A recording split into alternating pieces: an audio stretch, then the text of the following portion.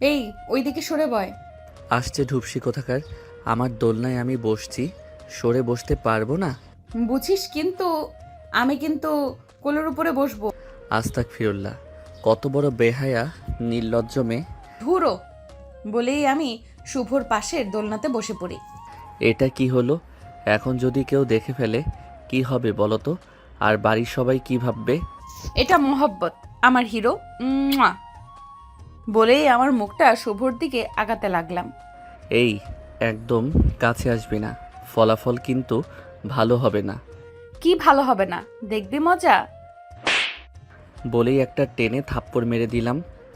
কত বড় নির্লজ্জ মেয়ে রে বাবা! আমার এসব কিন্তু এখন ভালো লাগে না। এতদিন কি করছিস? আমি মনে করছি যে আমি ভুলে গেছি। আমি না জান, ওটা হবে। তুই মনে করছিস আমি ভুলে গেছি? আল্লাহর ওয়াস্তে তোর সাথে কোনো দিন কথায় পারা যাবে না। হয় হয়, এই কথাটা আমি মানি। এত তো অপমান করলাম, তোর গায়ে লাগে না? এতদিন ফারজানা যেমন নির্লজ্জ হয়ে খারাপ খারাপ কাজ করতে পারছে, রাগে ভাব নিয়ে থাকতে পারছে, তাহলে সেই ফারজানা এখন নির্লজ্জ হয়ে এগুলোও করতে পারে। এসব ন্যাকামো ঢং দেখলে না গা জ্বলে যায়। আমি তোরে কিন্তু শেষ ওয়ার্নিং দিয়ে গেলাম, এগুলো শেষ কর, না হয় এর ফল ভালো হবে না। কথাটা বলেই আমি ওর দিকে যেই আমার এক আঙ্গুল তুলে ধরলাম, অমনি ও আমার আঙ্গুলে কিস করে দিল। কেমন দিলাম? কি করলি তুই এটা? বলে আমি ওর চুল ধরলাম। ওরে আল্লাহ, এত বড় সাহস আমার চুল ধরে! তুই দাঁড়া, আমি ওর চুল ধরলাম। ফারজানা আর শুভ দুজন দুজনের চুল টানাটানি শুরু করে দিল। একবার এ ওর উপরে উঠে চুল টানতেছে, তো একবার ও ওর উপর উঠে চুল টানতেছে। কিন্তু ফারজানার চুল বড় হওয়াতে শুভর চুল টানতে একটু সুবিধা পাচ্ছে। ও মা গো, লাগছে! শুভর বাচ্চা, ছাড় ছাড়, ব্যথা লাগে। বেয়াদব নির্লজ্জ বেহায়া কুত্তা, ছাড় কিন্তু। ছাড়বো না, এবার দেখ কেমন লাগে। তবে রে বেটা, এবার দেখ। বলেই কি করব, কি করব কিচ্ছু বুঝতে না পেরে ধপ করে পা দিয়ে মারলাম এক লাথি। ওরে আল্লাহ, এ তো একেবারে মিডল পয়েন্টে লাগছে। ওরে আব্বা গো, মা গো, আমি শেষ, শেষ। তোমার ভাইয়ের মেয়ে দেখো আমার ভবিষ্যৎ অন্ধকার করে দিল। ওরে আব্বা গো! কথাটা বলেই শুভ দুই পায়ের মাঝে হাত দিয়ে লাফালাফি করতে লাগে আর শুয়ে পড়ে। আরেকদিকে ফারজানা কি করবে বুঝতে না পেরে শুভর মিডিল স্ট্যাম্পে ফু দিতে থাকে উপর থেকে জোরে জোরে। ওরে ভাই, হাত তো দিতে পারতেছি না। উপর থেকে ফু দি, কমে যাবে কমে যাবে। ফু ফু। মুখ দিয়ে জোরে জোরে ফু দিল। আমার ডিম জোড়া ফাইটটা গেছে ভাই, তুই ফু দিলেও আর কমবে না। তাহলে হাত দিয়ে চাপ মেরে ধরি, তুই তো আমার জামাই, সমস্যা নাই। কথাটা শুনেই মেজাজটা আমার খারাপ হয়ে গেল। এক লাফে উঠে দাঁড়ালাম। কত বড় সাহস তোর, কি বললি? ওরে কুত্তা, কত বড় কুত্তা রে তুই! তোর নাকি আলু ফাইটটা গেছে? তুই এখন ভালো হয়ে দাঁড়ালি কেমনে? ওই লাগছে একটু অল্প আর কি, বলে বনের রাজা টারজানের মতো আমার বুকের দুই দিকে জোরে জোরে থাবা দিয়ে আহ আহ পা একটা তুলে কোমরে মারলাম, ধপ করে লাথি। এই নে ঢুপসি, কেমন লাগে দেখ। উরি ফড়িং এর বাচ্চা, আমি শেষ। দাঁড়া, তোরে দেখাচ্ছি। আমি উঠেই দিলাম এক দৌড় ওর দিকে। ওদিকে আমার এই অবস্থা দেখে এক দৌড়ে ছাদের গেট খুলে নিচে দৌড় দিল। আমি ওর পেছনে দৌড়াতে লাগলাম। কি ব্যাপার, এভাবে তুই দৌড়াচ্ছিস কেন? আসলে কাকা, তেমন কিছু না, এমনিতেই নিচে যাচ্ছিলাম। এটা নিচে যাওয়ার কোনো ধরন হলো? পরে হাত পা ভেঙে গেলে কি হতো? আর তোর বোন তোর পিছনে দৌড়াচ্ছে কেন? আসলে কাকা, না মানে। কি না মনে করেছিস? যা বলছি সোজাসুজি উত্তর দে। আব্বু, আমি বলছি, আসলে আমি ওর সাথে একটু দৌড়ের প্রতিযোগিতা দিচ্ছিলাম। বুড়ো বয়সে তোদের দুইটার আবার ভীমরতি জাগলো? আমরা যদি বুড়ো হই তাহলে তুমি কি? ওরে নির্লজ্জ মেয়ের, দাঁড়া তোরে দেখাচ্ছি আমি। কথাটা বলার সাথে সাথে ফারজানা ফুরুত করে মারলো দৌড়। কাকা দেখছেন, ফারজানা দিন দিন কত দুষ্টু হয়ে যাচ্ছে। সমস্যা নেই বাবা, আগের থেকে আমার মেয়েটা ভালো আছে। আগের খারাপ জায়গা থেকে বের হয়ে ভালো হতে পারছে, এটাতেই আমি হ্যাপি। আগের মতো তো আর নেশা খারাপ বন্ধু বান্ধবদের পাল্লায় পড়ে থাকে না। আমি আমার এই মেয়েটাকে ভালোবাসি, আগেরটাকে না। তোকে ধন্যবাদ বাবা। তুই আমার বাড়িতে না আসলে হয়তো তোর এই বোনটাকে আমি আমার প্রকৃত মেয়ে হিসাবে পেতাম না। অশৃঙ্খল জীবনযাপন থেকে আমি বের করে আনতে পারতাম না। জানি না তুই এটা কিভাবে করলি। এভাবে বলবেন না কাকা, নিজের কাছে খারাপ লাগে। ও তো আমার বোন, এটা আমার দায়িত্ব। তাছাড়া ঢাকা শহরে আমার তো আপন বলতে কেউ নেই আপনারা ছাড়া। আর আমার তো ঢাকায় থেকে পড়ালেখা করার মতো ক্ষমতা নেই। আমি আজীবন আপনার কাছে চিরকৃতজ্ঞ থাকব। আরে না বাবা, এটা আমার দায়িত্ব। এভাবে বললে খারাপ লাগে। তাছাড়া আমি তো তোর বাবাই, তাই না? আমাদের দুই ভাইয়ের এক ছেলে। আপনার মতো কাকা যেন সব ভাতিজাই পায়। এ কি বাবা, তোর চোখে পানি মানায় না? নিচেই যা। দুপুরে তো শুনলাম হাসনি। তোর চাচি নিচেই আছে, তোরে ডাকছিল। আমি তোকে ডাকতে যাচ্ছিলাম। গিয়ে তোর চাচি আর তোর বোনের সাথে খেয়ে নে। কথাটা বলতে বলতে শওকত মিয়া তার হাত দিয়ে শুভর দু চোখের পানি মুছে দেয় এবং প্রতি উত্তরে শুভ মাথা নাড়ায়। সে নিচেই চলে যায়। কি রে, এতক্ষণে আসার সময় হলো তোর? খেয়ে নে তাড়াতাড়ি, খাবার ঠান্ডা হয়ে যাচ্ছে তো। হ্যাঁ চাচি, খাবো তো। কথাটা বলে আমি খাবার টেবিলে তাকাতেই দেখি ফারজানা আমার দিকে মুখ ভেঞ্চি কাটলো। আমি কিছু না বলে খাবার টেবিলে বসলাম, আর চাচি খাবারটা সবাইকে বেড়ে দিল। যে যার মতো খাবার নিয়ে ব্যস্ত। এমন সময় চাচি বলে উঠল, কি রে, শুনলাম আর 3 মাস পরে নাকি তোদের ফাইনাল মডেল টেস্ট পরীক্ষা। তারপরেও তো ফাইনাল পরীক্ষা, আবার মডেল টেস্টে না টিকলে ফাইনাল দিতে দেয় না। ফারজানার যে অবস্থা, বাবা কি করব বল। তুই তো ভালো স্টুডেন্ট, এক কাজ কর, তুই বিকালে বা একটা সময় করে ওকে পড়াতো। বাইরে দিলে পড়বে কি না। কথাটা শুনেই আমি ফারজানার দিকে তাকালাম। ও আমার দিকে চোখ টিপ মারল। বুঝতে আর বাকি রইল না যে এখানে কাহিনীটা কি। ঢাকা শহরে তো বড় বড় প্রাইভেট শিক্ষক পাওয়া যায় বা কোচিং। অবশ্য আমার এই পর্যন্ত কোনো প্রাইভেট কোচিং বা শিক্ষকের প্রয়োজন হয় নাই। গ্রামে থাকতে আমজাদ স্যার আমাকে পড়াতো। তার হাত ধরে আমি অনুপ্রেরিত হই জীবন নিয়ে, যে জীবনে আর যাই হোক ভালো কিছু করতে হবে, প্রতিষ্ঠিত হতে হবে। জীবনে কম বেশি একটা শিক্ষকের ভূমিকা সবার জীবনে থাকে। আমার অবস্থা একই রকম। ইন্টারে উঠে আরও কখনো প্রাইভেট পড়া হয় নাই।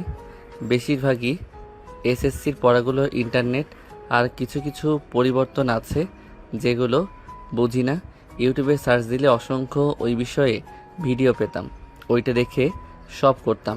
এছাড়া ফেসবুকে বিভিন্ন স্যার খুব সুন্দর সুন্দর গোছালো ক্লাস নিত ফ্রিতে। তা দেখে দেখে আমার আর কখনো কোনো শিক্ষক লাগে নাই।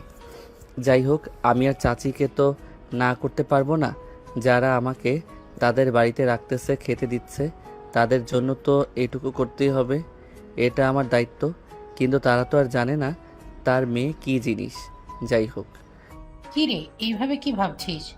না মানে চাচি, হ্যাঁ আমি পড়াবো তো। ভাবছিলাম কোন সময় পড়লে ভালো হয় আর কি। আমি তো এখন বুঝতে পারতেছি না কোন সময় পড়ালে ভালো হয়। আমাকে আজকের একটা সময় দেন, আমি কালকে জানাবো। এরপরে তারা এভাবে গল্প করতে করতে খাওয়া শেষ করে। এরপরে যে যার রুমে চলে যায়।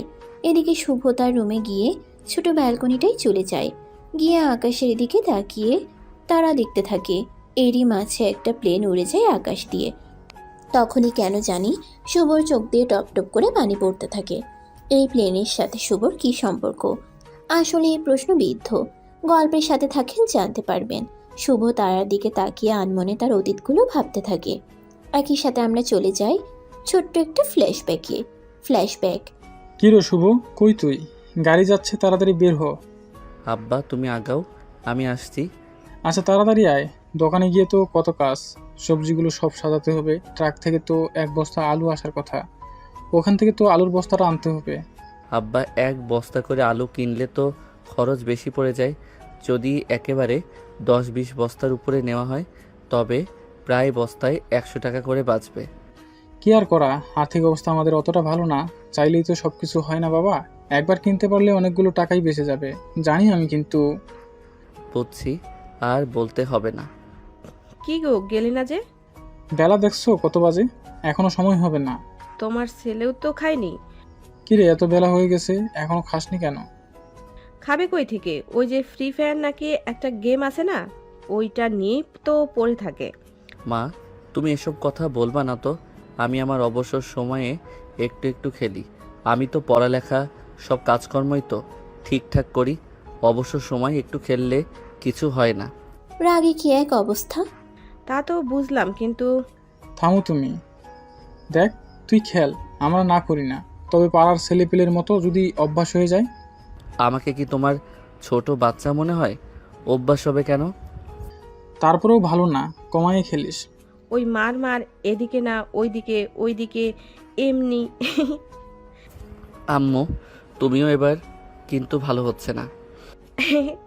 আচ্ছা যা, আর বলবো না। তোমরা মা ছেলে পারোও বটে বুঝি।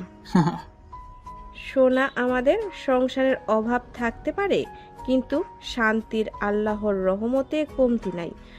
যত বেশি চাওয়া তত বেশি অশান্তি।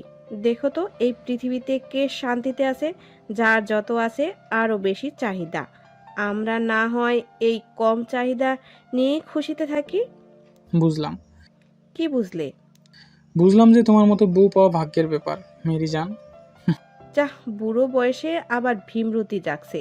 পাশে ছেলে দাঁড়িয়ে আছে, বিয়ের বয়সের লজ্জা নেই তোমার? কথাটা শুনে শুভ চোখ বন্ধ করে এক কানে হাত দিয়ে থাবা দিয়ে বলতে থাকে। আম্মু, তুমিও এবার কিন্তু ভালো হচ্ছে না। Hello, making, testing, 1 2 3 4। কিছু শোনা যায় না তো? হ্যালো, মেশিনের নাটে মনে হয় ডিস্টার্ব। চলো বাবা। হ্যাঁ, চলো চলো মা, থাকো তুমি, গেলাম। বাবার থেকে কিছু শেখে নিস, আর তাড়াতাড়ি বাড়িতে আসিস। আচ্ছা ঠিক আছে, তুমি টিনের গেটটা দিয়ে দাও। আচ্ছা। তারপরে শুভ আর শুভর বাবা ভ্যানে চলতে থাকলো। যে ভ্যানের চালক শুভর বাবা। শুভদের তরকারির ব্যবসা হওয়ার সুবিধার্থে তাদের নিজস্ব একটা ব্যাটারি চালিত ভ্যান আছে। এটাই যাবতীয় সবজি আনা নেওয়া করে। অন্যের করতে গেলে অনেক খরচ পড়ে যায়, তাই তারা কম দামে একটা ভ্যানে তাদের এই জিনিসগুলো যাতায়াত করে। শুভদের বাড়ি আহামরি খুব বড় না। ঘরটা ইটের হলেও ওপরে টিন দ্বারা আবৃত। নিচের মেঝেটা সিমেন্ট দ্বারা প্লাস্টার করা হলেও দেওয়ালে কোনো প্লাস্টার নেই, শুধু ইট একের পর এক দিয়ে গাঁথুনি করা। 4টা রুমের একটা বাড়ি, যা কোনাকুনি করে করা, অর্থাৎ লম্বা করে 2টা রুম। তার বাম সাইডে ওর সাথে লাগানো অবস্থায় লম্বা করে আর 2টা রুম, আর ডান সাইডে তাদের রান্নাঘর, আর মাঝখানে তাদের ছোট্ট একটা উঠান। আর সামনের জায়গাটা টিন দ্বারা ঘিরে একটা টিনের দরজা দেওয়া। এই তাদের বাড়ি। শুভর বাবা মা থাকে একটা রুমে, শুভ থাকে এক রুমে। আর তার পাশের রুমটা রান্নার জন্য খড়ি সংগ্রহ করে রাখে, এবং তার পাশেরটা একটা ছাগল ও একটা গরু রাখে। দিনের বেলায় শুভর মা গরু ছাগলের দেখাশোনা করে, এবং শুভ আর শুভর বাবা তাদের ছোট্ট তরকারি ব্যবসাটা দেখাশোনা করে, এবং পাশাপাশি শুভ এবার ক্লাস 10-এ পড়ালেখা করে। আশা করি তাদের ব্যাপারে কিছুটা হলেও ধারণা এর থেকে পাওয়া যায়। যাই হোক, গল্পে ফেরা যাক। আপনাদের সব কিছু বলতে বলতে শুভ আর শুভর বাবা বাজারে চলে আসে। আব্বা, তুমি পেছনে বেগুন টমেটো নিয়ে দোকানে যাও, আমি ভ্যানটা নিয়ে ট্রাক থেকে আলু আসছে নাকি দেখে আসি। ভ্যান নিয়ে যাওয়ার কি দরকার? তোমার মাথায় দেখছি বুদ্ধি নাই, এক কাজ দুইবার কেন করব? যদি আলু আসে একেবারে নিয়ে চলে আসব। ঠিক বলেছিস, তাহলে বস্তা 2টা নামা এখানে। তারপরে আমি আর আব্বাই মিলে বস্তা 2টা নিচে নামালাম। তারপরে ভ্যান দিয়ে আমি চলে গেলাম গোডাউনে। দেখি যে ট্রাক আসছে, যে কবির চাচাকে সালাম দিয়ে আলুর বস্তাটা ভ্যানে নিয়ে চলে আসলাম। টাকা পয়সা আব্বার থেকে নিয়ে নেবে হয়তো বিকালে। যাই হোক, আলু নিয়ে যাইতে যাইতে আপনাদের আমার বিষয়ে কিছু কথা বলি। বলতে পারেন আহামরি কোনো বড়লোকের ছেলে আমি না। ছোট থেকে অভাব অনটন আর কষ্টের সাথে বড় হই। অন্যদের মতো আমারও অনেক ছোট থেকে ইচ্ছা করতো, কিন্তু আস্তে আস্তে যখন বুঝতে পারি আমার চাওয়া পাওয়া কিছু সীমাবদ্ধতার মধ্যে আবদ্ধ, তারপরে সে চাওয়া পাওয়াগুলো আস্তে আস্তে নিজ থেকে সীমাবদ্ধ হয়ে যায়। অনেক কষ্ট করে বাবার ব্যবসার সাহায্যের পাশাপাশি পড়ালেখাটাও করি। প্রথম দিকে বাবা সব একা একা করত, তবে বাবার বয়সের ছাপ দিন দিন তার মুখে স্পষ্ট হতে থাকে। কেন জানি আর নিজেকে ধরে রাখতে পারি না। কখনো বাবা মুখ ফুটে বলেনি, আমাকে সাহায্য কর। সব সময় বলতো, বাবা, আমি যে কষ্টটা করি তুই যেন ওই কষ্টটা না করিস। মন দিয়ে পড়ালেখা কর, ভালো কিছু করতে হবে। পড়ালেখা করে যে গাড়ি ঘোড়ায় চড়ে সে। কিন্তু বাবা কি আর জানে এখন পড়ালেখা দ্বারা গাড়ি ঘোড়ায় চড়ে না। অন্যায়, দুর্নীতি, সুদখোর, ঘুষখোর মানুষগুলো এখন ভালো ভালো গাড়ি ঘোড়ায় চড়ে। যাই হোক, তারপরে বাবার ব্যবসায় সাহায্য করা শুরু করলাম। পাশাপাশি পড়ালেখাও। এভাবে দেখতে দেখতে আমাদের সময় বেশ ভালোই কাটতে থাকে। এরপর আমি আলু নিয়ে দোকানে চলে আসি। আজকে শুক্রবার হওয়াতে পুরোটা দিনে আমি বাবাকে সাহায্য করি। এভাবে তারা তাদের বেচাকেনা শেষ করে বাসায় চলে যায়। এভাবে দেখতে দেখতে আরও বেশ কিছুটা দিন চলে যায়। শুভ তার এসএসসি পরীক্ষা শেষ করে। এত কষ্ট ব্যস্ততার মধ্যেও সে তার পড়ালেখাগুলো ভালোভাবে করে, ভালোভাবেই পরীক্ষা দেয়। দেখতে দেখতে রেজাল্ট দেওয়ার দিনটাও চলে আসে। কিরে শুভ, এখনো পড়ে পড়ে ঘুমাচ্ছিস? মা ঘুমাতে দাও তো, টেনশনে রাতে ঘুম হয়নি। যে ভোর করে ঘুমাইছি আবার ডাকলে। আজকে না তোর রেজাল্ট দিবে? আরে ওই জন্যই তো। রেজাল্ট কখন দিবে? 11টার দিকে। আচ্ছা, তোর মোবাইল তো দেখা যাবে তাই না? না আসলে মানে হয়েছে কি, কি মানে করছিস? কিছুদিন আগে মোবাইলের চার্জ শেষ হয়ে যায়। চার্জে লাগাই গেম খেলতে গিয়ে ফট করে ফেটে গেছে। কথাটা শুনে রোজিনা বেগম ঠাস করে শুভর গালে একটা চড় মেরে দেয়। মা একটা মোবাইলের জন্য আমাকে মারলে? প্রতি উত্তরে আবার একটা ঠাস করে চড় মেরে দেয়। মা এরপরে রোজিনা বেগম গজগজ করে বলতে থাকে, তোকে মারলাম এজন্য যাতে এমনভাবে আর জীবনে না করিস। মোবাইলের জন্য আমি কখনো মারিনি, তোকে মারছি এই বোকামি করার জন্য। এই মোবাইল, সেটা যদি একটা ক্ষতি হয়ে যেত তোর, আমরা কি নিয়ে বাঁচতাম বল? আমাদের কথা কি একবারও ভাবিস না তুই? তুই ছাড়া আমাদের আছে কে? আমাদের তো আর অন্য ছেলে মেয়ে নেই যে তুই না চাইলে তাদের নিয়ে বাঁচবো। তুই না থাকলে যে আমরা নিঃস্ব হয়ে যাব বাবা। তোর এই একটা ভুলের জন্য কত বড় ক্ষতি হতে পারতো জানিস তুই? সকিনা খালা বলেছিল কিছুদিন আগেও, কোথাও যেন এভাবে ব্লাস্ট করে একটা ছেলের চোখ উপড়ে গেছে। তোকে নিয়ে আমরা কত স্বপ্ন দেখি, তুই বুঝিস না? পারবি তো এভাবে আমাদের কাঁদাতে? মায়ের চোখের পানি দেখে আমার ভেতরটা কেঁপে উঠল। আসলে কি একটা মাত্র গেমের জন্য এইভাবে কাঁদানো মাকে ঠিক হচ্ছে? অথচ এই মাই সকাল বিকাল খেয়ে না খেয়ে আমাদের জন্য কত কষ্ট করে। বাবা মাথার ঘাম পায়ে ফেলে পরিশ্রম করে। এটা কি আদৌ আমার ঠিক হচ্ছে? ও মা শোনো, এই দেখো তোমার ছেলে তোমার চোখের সামনে কান ধরে উঠবস করছে। 1 2 3। আর জীবনেও আমি আর এমন করব না। আমি বুঝিনি, বুঝলে কি এমন করতাম? মাফ করে দাও আমাকে বলে মার চোখের পানি মুছে দিলাম।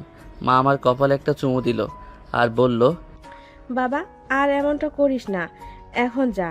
আর এই কথা বুঝিসি, এতদিন ভয়ে বলিসনি। তোর বাবাকে কথা বলিস না, তোর বাবা কষ্ট পাবে অনেক।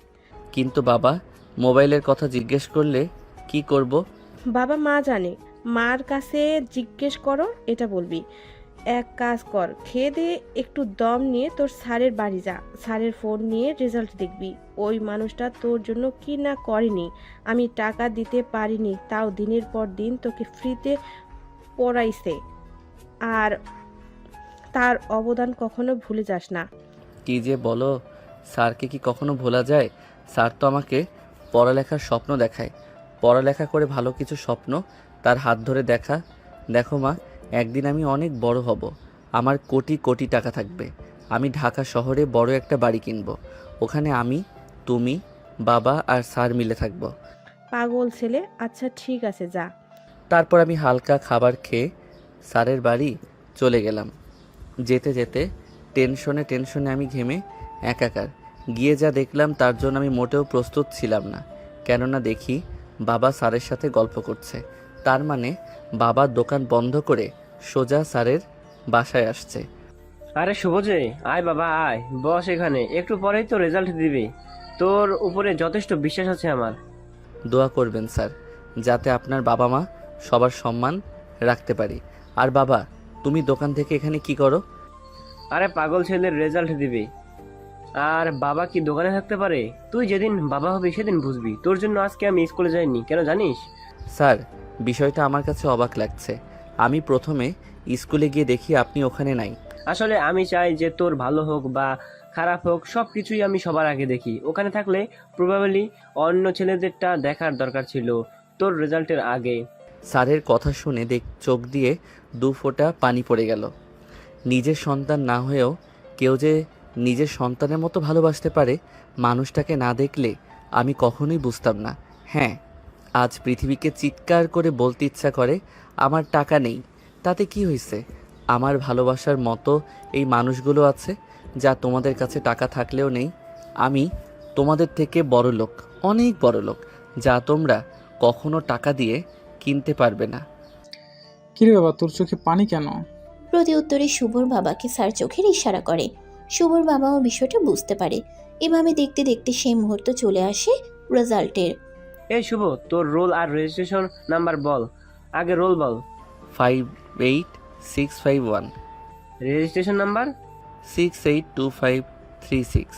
কিরে লাস্টের 2 সংখ্যা বল। লাস্টে 24 যেন আমার গলা দিয়ে বের হচ্ছে না। এই মানুষ দুইটার কি সম্মান রাখতে পারবো? কত আশা নিয়ে এখানে বসে আছে। স্যারের তাড়াহুড়োতে আর না বলে পারলাম না, বলে দিলাম। এরপরে 2 মিনিট নীরবতা। এর মাঝে আমি এক পলকে স্যারের দিকে তাকিয়ে আছি। কিছুক্ষণ পরেই স্যারের মনটা কেমন যেন ভার হয়ে গেল। আমি বুঝতে পারলাম যে আমি পারিনি। ক্ষণিকের মাঝে আমার বুকটা কেমন মোচড় দিয়ে উঠল। চিৎকার করে কাঁদতে ইচ্ছা করছিল, কিন্তু তা আমি পারিনি। মাথাটা নিচে করে চোখ দিয়ে টপটপ করে পানি পড়ছে। অবস্থাটা দেখে বাবাও কাঁদো কাঁদো অবস্থা প্রায়। এরই মাঝে ইয়াহু, আমি জানতাম শুভ, আমি জানতাম তুই পারবি, তুই পারবি। এই দেখ, তুই গোল্ডেন জিপিএ পাইছিস, এই দেখ। কথাটা শোনার জন্য আমি একেবারে অপ্রস্তুত ছিলাম। আমার কানকে বিশ্বাস করতে পারলাম না। আবার জিজ্ঞাসা করলাম, স্যার কি বললেন? তুই গোল্ডেন জিপিএ পেয়েছিস। তারপরে কথা আমার আর কানে আসেনি। আমি ওখানেই মাটিতে বসে পড়ি আর অঝরে কাঁদতে থাকি। একটু পরে বাবা এসে আমাকে উঠায়। কখনো বাবাকে জড়িয়ে ধরে বলা হয়নি, বাবা তোমাকে ভালোবাসি, কিন্তু আজকে আর পারলাম না। বাবাকে ঝাপটিয়ে জড়িয়ে ধরে হাউমাউ করে কাঁদতে থাকি। বাবা আমার কপালে একটা চুমু খায়। আমি তার মুখের দিকে তাকাতেই দেখি তারও চোখে পানি। আমি তার চোখের পানিটা হাত দিয়ে মুছে দেই আর বলতে থাকি, বাবা আমি পারছি তোমাদের সম্মান রক্ষা করতে। তারপরে স্যারের দিকে তাকাতে দেখি স্যারের চোখেও পানি। আমি গিয়ে স্যারকে জড়িয়ে ধরলাম। তারপরে বলতে থাকলাম, স্যার আমার জীবনে আপনার গুরুত্ব কতটা আমি জানি না, শুধু এতটুকু জানি এই পজিশনে আসার পর্যন্ত যতটা না আমার বাবার দাবিদার, প্রায় আপনিও তার দাবিদার। আপনার জন্যই হয়তোবা আমি এই জায়গায় আসতে পারছি। কখনো ধন্যবাদ দিব না তো আপনাকে, শুধু একদিন সফল হয়ে ফিরে এসে আপনার দায়িত্ব নিতে চাই। বৃদ্ধ বয়সে থাকবেন আমার সাথে আপনার বৃদ্ধ বয়সটা। এই কথাগুলো স্যারের জন্য বুকের মধ্যে কাটার মতো লাগতে লাগলো। এতটুকু ছেলের মুখে এই কথা কখনোই আশা করেনি। সে হয়তো জানে না এই কথা বলার ওজন ঠিক কতটুকু। স্যারের ছেলে মেয়ে নেই, কিন্তু না থেকেও আজকে যেন সে এক ছেলের বাবা মনে হতে লাগলো। তারও চোখ দিয়ে টপটপ করে পানি পড়তে থাকলো। শুভর জামার উপরে চোখের পানি আড়াল করে সে শক্ত হয়ে বলল, আরে পাগল, তুই তো আমারও ছেলে। তোর সাথে থাকবো না তো কার সাথে থাকবো বল? আচ্ছা, আমি বোর্ডটা চেক করে দেখি তোর পজিশন কেমন আসলো। কথাটা বলেই আমি ওর রোল আর রেজিস্ট্রেশন নাম্বার দিয়ে বোর্ড লিস্টে চেক করলাম। চেক করে যা দেখলাম তা দেখে আমি আটকে উঠলাম। জানতাম ছেলেটা ভালো পড়ায়, ভালোই রেজাল্ট করবে, কিন্তু এতটা আমি আশা করিনি। সে যশোর বোর্ডের মধ্যে প্রথম স্থান অধিকার করেছে। স্যার এরকম চুপ হয়ে গেলেন কেন? আমি যা বলবো সেটা শোনার জন্য তুই প্রস্তুত? তা তোকে না, তোর বাবাকে বলবো কথাটা। হ্যাঁ বলেন স্যার। আপনার তো আজকে গর্বেতে বুকটা ফুলে ওঠার কথা। আপনার ছেলে যশোর বোর্ডের মধ্যে প্রথম স্থান অধিকার করেছে। এক কথায় বলতে পারেন সে আজ বোর্ড ফার্স্ট, বাংলাদেশের প্রথম ধরতেও পারেন। আপনার ছেলের এ সফলতায় কতটা গর্বিত আপনি? দেখেন, এই কথা বলে আমাকে লজ্জা দিবেন না স্যার। ছেলেটা আমার একার না, ছেলেটা আপনারও। আমি যতটা খুশি এবং গর্ববোধ হওয়ার কথা, আপনিও সমান দাবিদার। আপনি না হলে কখনো ও এই পজিশনে আসতে পারতো না। এটা আমরা ভুলি কি করে? কথাটা শুনে স্যারের বুকের মাঝে কতটা ভালো লাগা কাজ করছে তা হয়তো আমরা অনুধাবন করতে পারবো না। স্যার করতে পারবে। যখন আমরা কখনো শিক্ষক বা শিক্ষিকা হয়ে এমন স্টুডেন্টের রেজাল্ট দেখব, ঠিক তখনই আমরা এটা অনুধাবন করতে পারবো। শোন বাবা, এখানে 1000 টাকা আছে। সোজা বাজারে যাবি, 5 কেজি মিষ্টি কিনবি।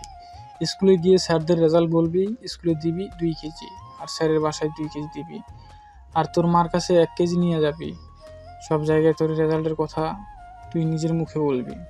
এই যে আমাকে আপনি আবার বৈষম্যের মধ্যে ফেলতেছেন। আপনি তো বললেন ও আমার ছেলে, তাহলে আমি মিষ্টি খাবো কেন? আমি তো মানুষকে মিষ্টি খাওয়াবো। এই নে 1010 কেজি মিষ্টি কিনবি, স্কুলে গিয়ে দিবি 3 কেজি, আর 2 কেজি তোর মা আর পাড়া প্রতিবেশীকে দিবি, আর 5 কেজি দিয়ে কালকে মসজিদে মিলাদ দিয়ে দিবি। আচ্ছা, তারপর আমি টাকাটা নিয়ে বাজারে চলে গেলাম। শুভ বাজারে গিয়ে মিষ্টি কিনতে থাকে আর এইদিকে দেখেন, আপনাকে কিছু কথা বলি, মন দিয়ে শুনবেন। হ্যাঁ স্যার বলেন। আমি শুভর ভবিষ্যৎ নিয়ে একটু চিন্তা করতেছি। আমাদের এই গ্রামের কলেজগুলো ওর জন্য, মানে ওর মতো ছাত্রের জন্য খুব বেশি ভালো হবে না। এখানেও পর্যাপ্ত ভালো কিছু করার সুযোগ সুবিধা পাবে না। ওকে শহরের নামকরা ভালো একটা কলেজে ভর্তি করানো উচিত, যেখান থেকে ভালো কিছু করতে পারবে। তা তো বুঝলাম, কিন্তু আমার পক্ষে কি ওর শহরে পড়াশোনার খরচ চালানো সম্ভব হবে? দেখেন, খুব বেশি আশা করি খরচ লাগবে না। আপনার না ভাই শহরে থাকে, কি যেন নাম, যাই হোক মনে নাই। তার সাথে কথা বলেন। আমি যতটুকু শুনেছি সে মিরপুর 10-এর আশেপাশে থাকে। আর ঢাকার মধ্যে সবচাইতে ভালো কলেজ ঢাকা নটরডেম কলেজ। ওখানেও পড়তে পারলে অনেক ভালো কিছু করতে পারবে। আর ওর মতো মেধাবী ছাত্র দেখলে সবার আগে ওকে নেবে। আচ্ছা, তা বুঝলাম। তা কত খরচ হতে পারে স্যার আপনার মতে? কথাটা শুনে স্যার বুঝতে পারে। এরপরে স্যার শুভর বাবার কাঁধে হাত রাখে আর বলতে থাকে, বলছেন না ছেলেটা আমারও, তাহলে ও ছাড়া আর আমার কাছে কে বলেন? আমরা 2 বাবা মিলে না হয় ওর পড়ালেখার খরচ চালালাম। প্রতি উত্তরে শুভর বাবা স্যারের চোখের দিকে তাকায়। তার চোখগুলো ছলছল করে ওঠে। আর এদিকে শুভ কলেজে চলে যায়। কলেজে গিয়ে সে তার রেজাল্ট স্যারদেরকে, কলেজের সবাইকে বলে। সবাই যেন বিশ্বাসই করতে পারছে না। যখন তারা রেজাল্ট নিজের চোখে দেখে, তারা স্তব্ধ হয়ে যায়। কেউ যেন বিশ্বাসই করতে পারছে না গ্রামের একটা ছেলে সে পুরো বোর্ড ফার্স্ট হয়ে গেল। কিভাবে সে প্রথম হলো, সবাই যেন অবাক। তারপরেই সে তার বাসায় চলে যায়। বাড়ি গিয়ে মা, মা। বলে চিৎকার করতে থাকে। শুভর মা এভাবে চিৎকার দেখে দৌড়ে এসে দরজা খুলে দেয়। কিরে, এভাবে চিৎকার করছিস কেন? মা, আমি পুরো বোর্ড মানে বাংলাদেশে প্রথম স্থান অধিকার করেছি। কি? হ্যাঁ মা, এই নাও মিষ্টি, সবাইকে দাও। আমি জানতাম আমার ছেলে পারবে।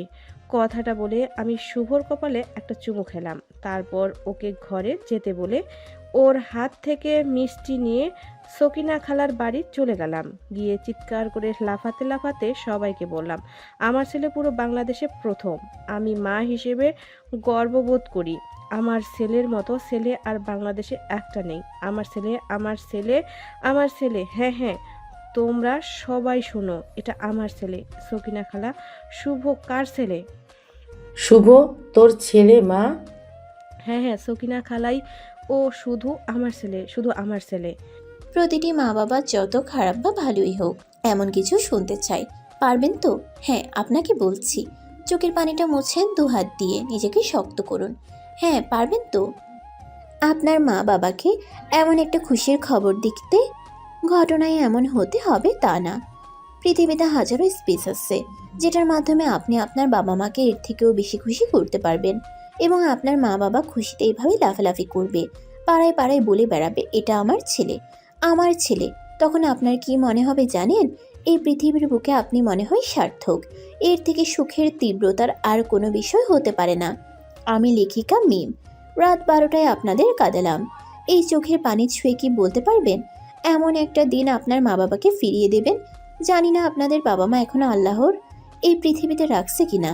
যদি রাখে তো তাদেরকে এমন খুশি করুন, আর যদি না রাখে তাদের জন্য আল্লাহর কাছে নামাজ পড়ে মন খুলে দোয়া করুন।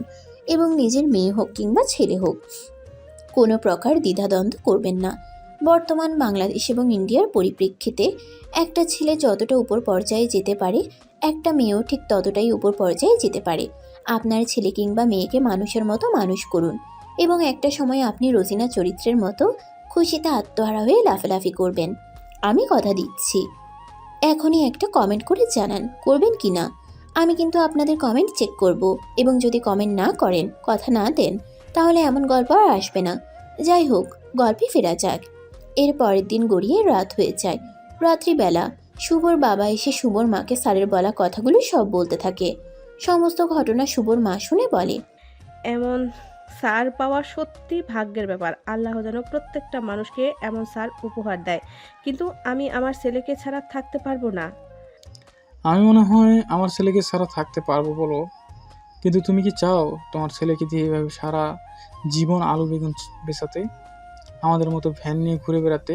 যে ছেলে পুরো বাংলাদেশের মধ্যে ভালো একটা ফলাফল করলো, আমরা কি মা বাবা হয়ে ওর ভবিষ্যৎ নষ্ট করে দিব? না না না, এই আমি পারবো না। যত কষ্টই হোক আমি নিজেকে শক্ত রাখবো।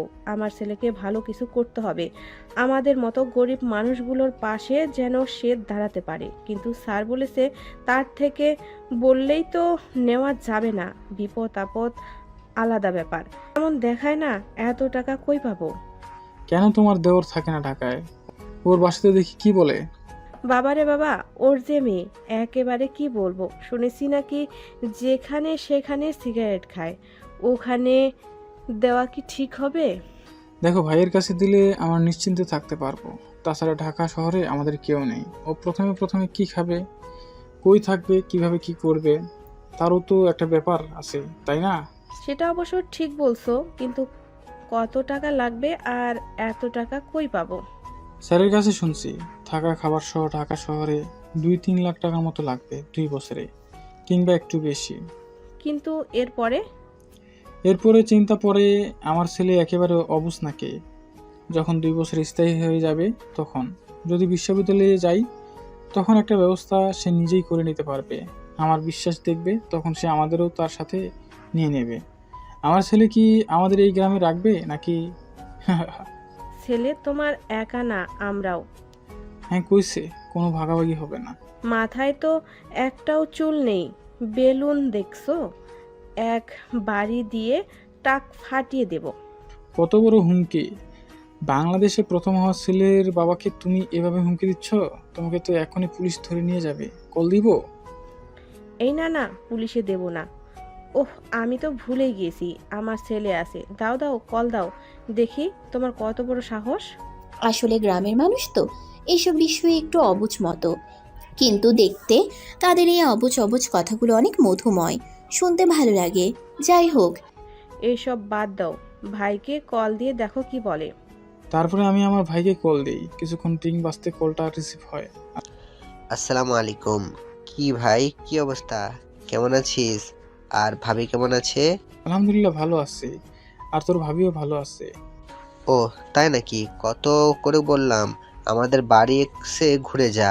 তোদের বাড়ি গেলাম, তাও আসলি না। আর আসবো আসবো, সময় হতে দে। তোকে একটা কথা বলতাম। তা তো বলবি, তার আগে বল শুভর রেজাল্ট কি?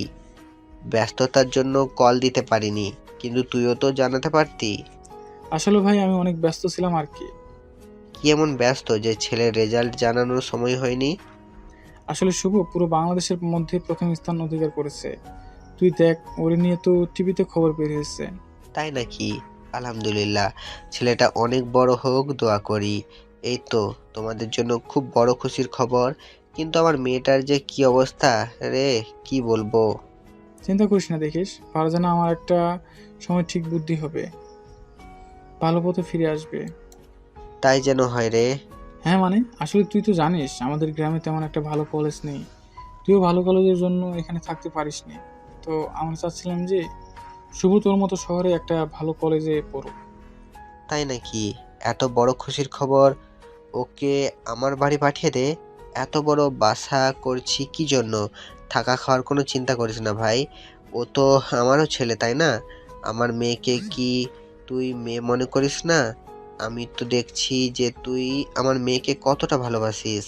তাহলে আমি তোর ছেলেকে ভালোবাসতে পারি না? না না, এ কথা কখন বললাম? ভালো তো অবশ্যই বাঁচতে পারিস, কিন্তু আমি শুধু শুধু ওকে তোর বাসায় এই 2টা বছর রাখবো কেমন দেখায়? এর বিনিময়ে আমি তোকে থাকা খাওয়ার খরচ দিতে চাই। না হয় নিজের কাছেই খারাপ লাগে, শুধু শুধু রাখতে পারবো না। আচ্ছা, তা না হয় বুঝলাম, কিন্তু আমায় কি মেসের ভাড়া দিচ্ছিস? আমার মেয়ে গেলে এমন বলতে পারতাম আমি। এখানে এসে পড়ালেখার খরচ তাও তো আমার দেওয়া উচিত। দেখ দেখ, উপরতলা নিচতলা মিলে পুরোপুরি 4টা রুম পড়ে থাকে। ওখানে একটা তো না হয় ও থাকলো। তা ঠিক আছে, তারপরেও একদম। আচ্ছা, এত বোঝা লাগবে না, পরে পাঠিয়ে দে। ফি দেওয়া লাগবে না, ও ভালো কিছু করুক। জীবনে কোনো না কোনো সময় তোর কাছ থেকে কিছু আমি চেয়ে নিব। এবার তো হবে। তাহলে আর ফি হলো না, ভাবির কাছে দে। আসসালামু আলাইকুম। ভাই কেমন আছেন? আলহামদুলিল্লাহ ভাবি, ভালো আছি। আপনি কেমন আছেন? আর সালামের উত্তরটা সামালাইকুম না, আসসালামু আলাইকুম দিবেন। এটা দিতে হয়। জি ভাই, গ্রামের মানুষ তো। গ্রাম শহর বলতে কিছু হয় না ভাবি, মানুষ মানেই মানুষ। জি ভাই। ছেলে এত ভালো রেজাল্ট করলো, আপনার হাতের হাঁসের মাংসটা কিন্তু ভালোই। সেই কবে খাইছি, আর খাওয়া হলো না কাজের ব্যস্ততায়। ভাই কি আপনার পাশে আছে নাকি একটু দূরে যান? আচ্ছা, আমি সরে আসছি। বলো ভাই। ভাবি, শুভ আসার সময় ওর ব্যাগে 2-3 বক্স হাঁসের মাংস লাল লাল ঝাল ঝাল করে রান্না করে দিয়েন। এখানের বুয়া কি কি দিয়ে রান্না করে ভালো লাগে না। আপনি ঠিক মায়ের মতোই রান্না করা শিখেছেন। এটা আবার বলতে ভাই। আচ্ছা, আমি পাঠিয়ে দিবনে, সমস্যা নেই। আর শুভর তো ওখানে আপনি ছাড়া কেউ নেই। আপন বলতে একটু ওর দেখাশোনা খোঁজ খবর নিয়েন। চিন্তা করবেন না, ও তো আমারও ছেলে। এরপরে ফোনটা কেটে দেয়। তোমার ভাই লুকিয়ে যুবক হাঁসের মাংস চাইলো। ভাই কেন? আমার বউয়ের হাতের রান্না যে খাবে সে আবার খাইতে যাবে? কপাল লাগে বুঝছো এমন বউ পেতে। তোমার ফাটা কপালে এমন বউ আছে, যেমন বউ পাইছি তেমন ছেলে পেয়েছি লাখে একটা। আমারও কপাল ভালো। তোমার ওই ফাটা কপালে আমার মতো ভাগ্যবতী আছে। লাখে একটা ছেলে হয়েছে এবং লাখে একটা তার হারামি স্বামী পাইছি, যাকে আমি জীবন দিয়ে ভালোবাসি। বুঝতে পারছো? বুঝলাম। এভাবে দেখতে দেখতে 5টা দিন চলে যায়। একদিন সকালবেলা এই কি শুনলাম, আব্বা মা তোমরা নাকি আমাকে শহরে কাকার কাছে পাঠিয়ে দিচ্ছ? হ্যাঁ, ওখানে তোর কাকা, আমি, স্যার আর তোর মা মিলে সিদ্ধান্ত নিয়েছি নটরডেম কলেজে তোকে ভর্তি করাবো। গ্রামে ভালো কলেজ নেই তেমন। আমার একটাই কথা, আমি যাব না। এমন কচুর রেজাল্ট আমার দরকার নেই, যে রেজাল্টের জন্য আমি আমার বাবা মার থেকে আলাদা থাকব। আমি শেষবারের মতো বলছি, আমি যাব না। তোমরা যা পারো করো। যাবা কেন? তুমি তো সারা জীবন ভ্যানে করে আলু বেগুন বেচবা। আমিও তোকে শেষবারের মতো বলছি, তুই যাবি, তোর ঘর যাবে, তোর বাপ যাবে। আমার বাপকে পাঠিয়ে দাও, আমি যাব না। এমন কথা বলতে হয় না বাপ। দেখ, তুই তো আর একেবারের মতো যাচ্ছিস না। আমি জানি 2 বছরের মধ্যে আমার ছেলে আমাদের এই গ্রাম থেকে নিয়ে যাবে। আমার আর এই গ্রামে থাকতে ভালো লাগে না রে। দেখ, তোর কাকা কত ভালো আছে। আমরাও একটু শহরে থাকতে চাই। এভাবে বুদ্ধি করে ইমোশনাল পাম্প মারো না। আমরা এখানে যথেষ্ট ভালো আছি। তুমি এসব কথা বলতেছো আমার মন ভুলানোর জন্য, যাতে আমি যাই। আমি তোমাদের ছাড়া কিভাবে যাব বলো? তোমরা আমাকে ছাড়া থাকতে পারবা? দেখ বাবা, আমাদেরও কষ্ট হবে, আমরা মানছি, কিন্তু এখানে থেকে তোর ভবিষ্যৎ আমি নষ্ট করতে দিব না। তুই যা চাকরি ফাকরি পেলে আমাদের নিয়ে যাস। আমরা এখানে 1-2 বছর ঠিক কাটাই নিব। চাচার যখন এত কুরকুরি, সাথে তোমাদেরও নিয়ে যাক। কথাটা শুনে শুভর বাবা ঠাস করে একটা থাপ্পড় মেরে দেয়। তোকে আমি এই শিক্ষা দিচ্ছি? এ কোন ধরনের ভাষা? মুখের কথাবার্তা ঠিক কর। দেখ বাবা, তোর কাকা যথেষ্ট ভালো মানুষ। তুই ওখানে গিয়ে ভালো কিছু করতে পারবি। আর কিছুদিন পর তো আমরা যাব ওখানে, তাই না? এমন তো বলছি না সারা জীবন আমরা গ্রামে থাকবো। শহরে কি গ্রামের মতোই শান্তি পাবো আমরা? এতটা শান্তিতে কি আমরা থাকতে পারবো? এই নিরিবিলি বাতাসে কি আমরা নিঃশ্বাস নিতে পারবো? বিজ্ঞানী হয়ে গেছিস তুই? তুই যদি না যাস আমার মরা মুখ দেখবি। আমার শেষ কথা। বাবার কথা শোনার জন্য আমি মোটেও প্রস্তুত ছিলাম না। চোখ দুটো আমার ছলছল করে উঠল। যে বাবা আমাকে এত ভালোবাসলো, এত আদর করলো, ছোট একটা বিষয়ে তার মুখ থেকে এত বড় কথা কিভাবে বের হলো? আমি সে কথার কোনো উত্তর দিতে পারলাম না। টপ টপ করে 2 ফোঁটা পানি পড়ল। শুধু ছলছল করে তাদের দিকে তাকিয়ে রইলাম। তারপরে আবারও মা বলল, কি হলো, তুই যাবি না? এবার আমি আর পারলাম না। অনেকটা রাগ, অভিমান, ক্ষোভ নিজের বুকের মধ্যে আটকে রেখে মাথা নাড়িয়ে সম্মতি উত্তর দিলাম। তারা নিজেদের মতো ব্যবস্থা নিতে লাগলো। কিছুদিনের মধ্যেই দেখলাম আমার শখের গরুটা বিক্রি করে দিল। বুঝতে আর বাকি রইল না। আমার পড়ালেখার খরচ জোটাতেই তাদের এই সিদ্ধান্ত। বাবার প্রতি অভিমান নিয়ে আর কোনো কথাই বলিনি এই বিষয়ে।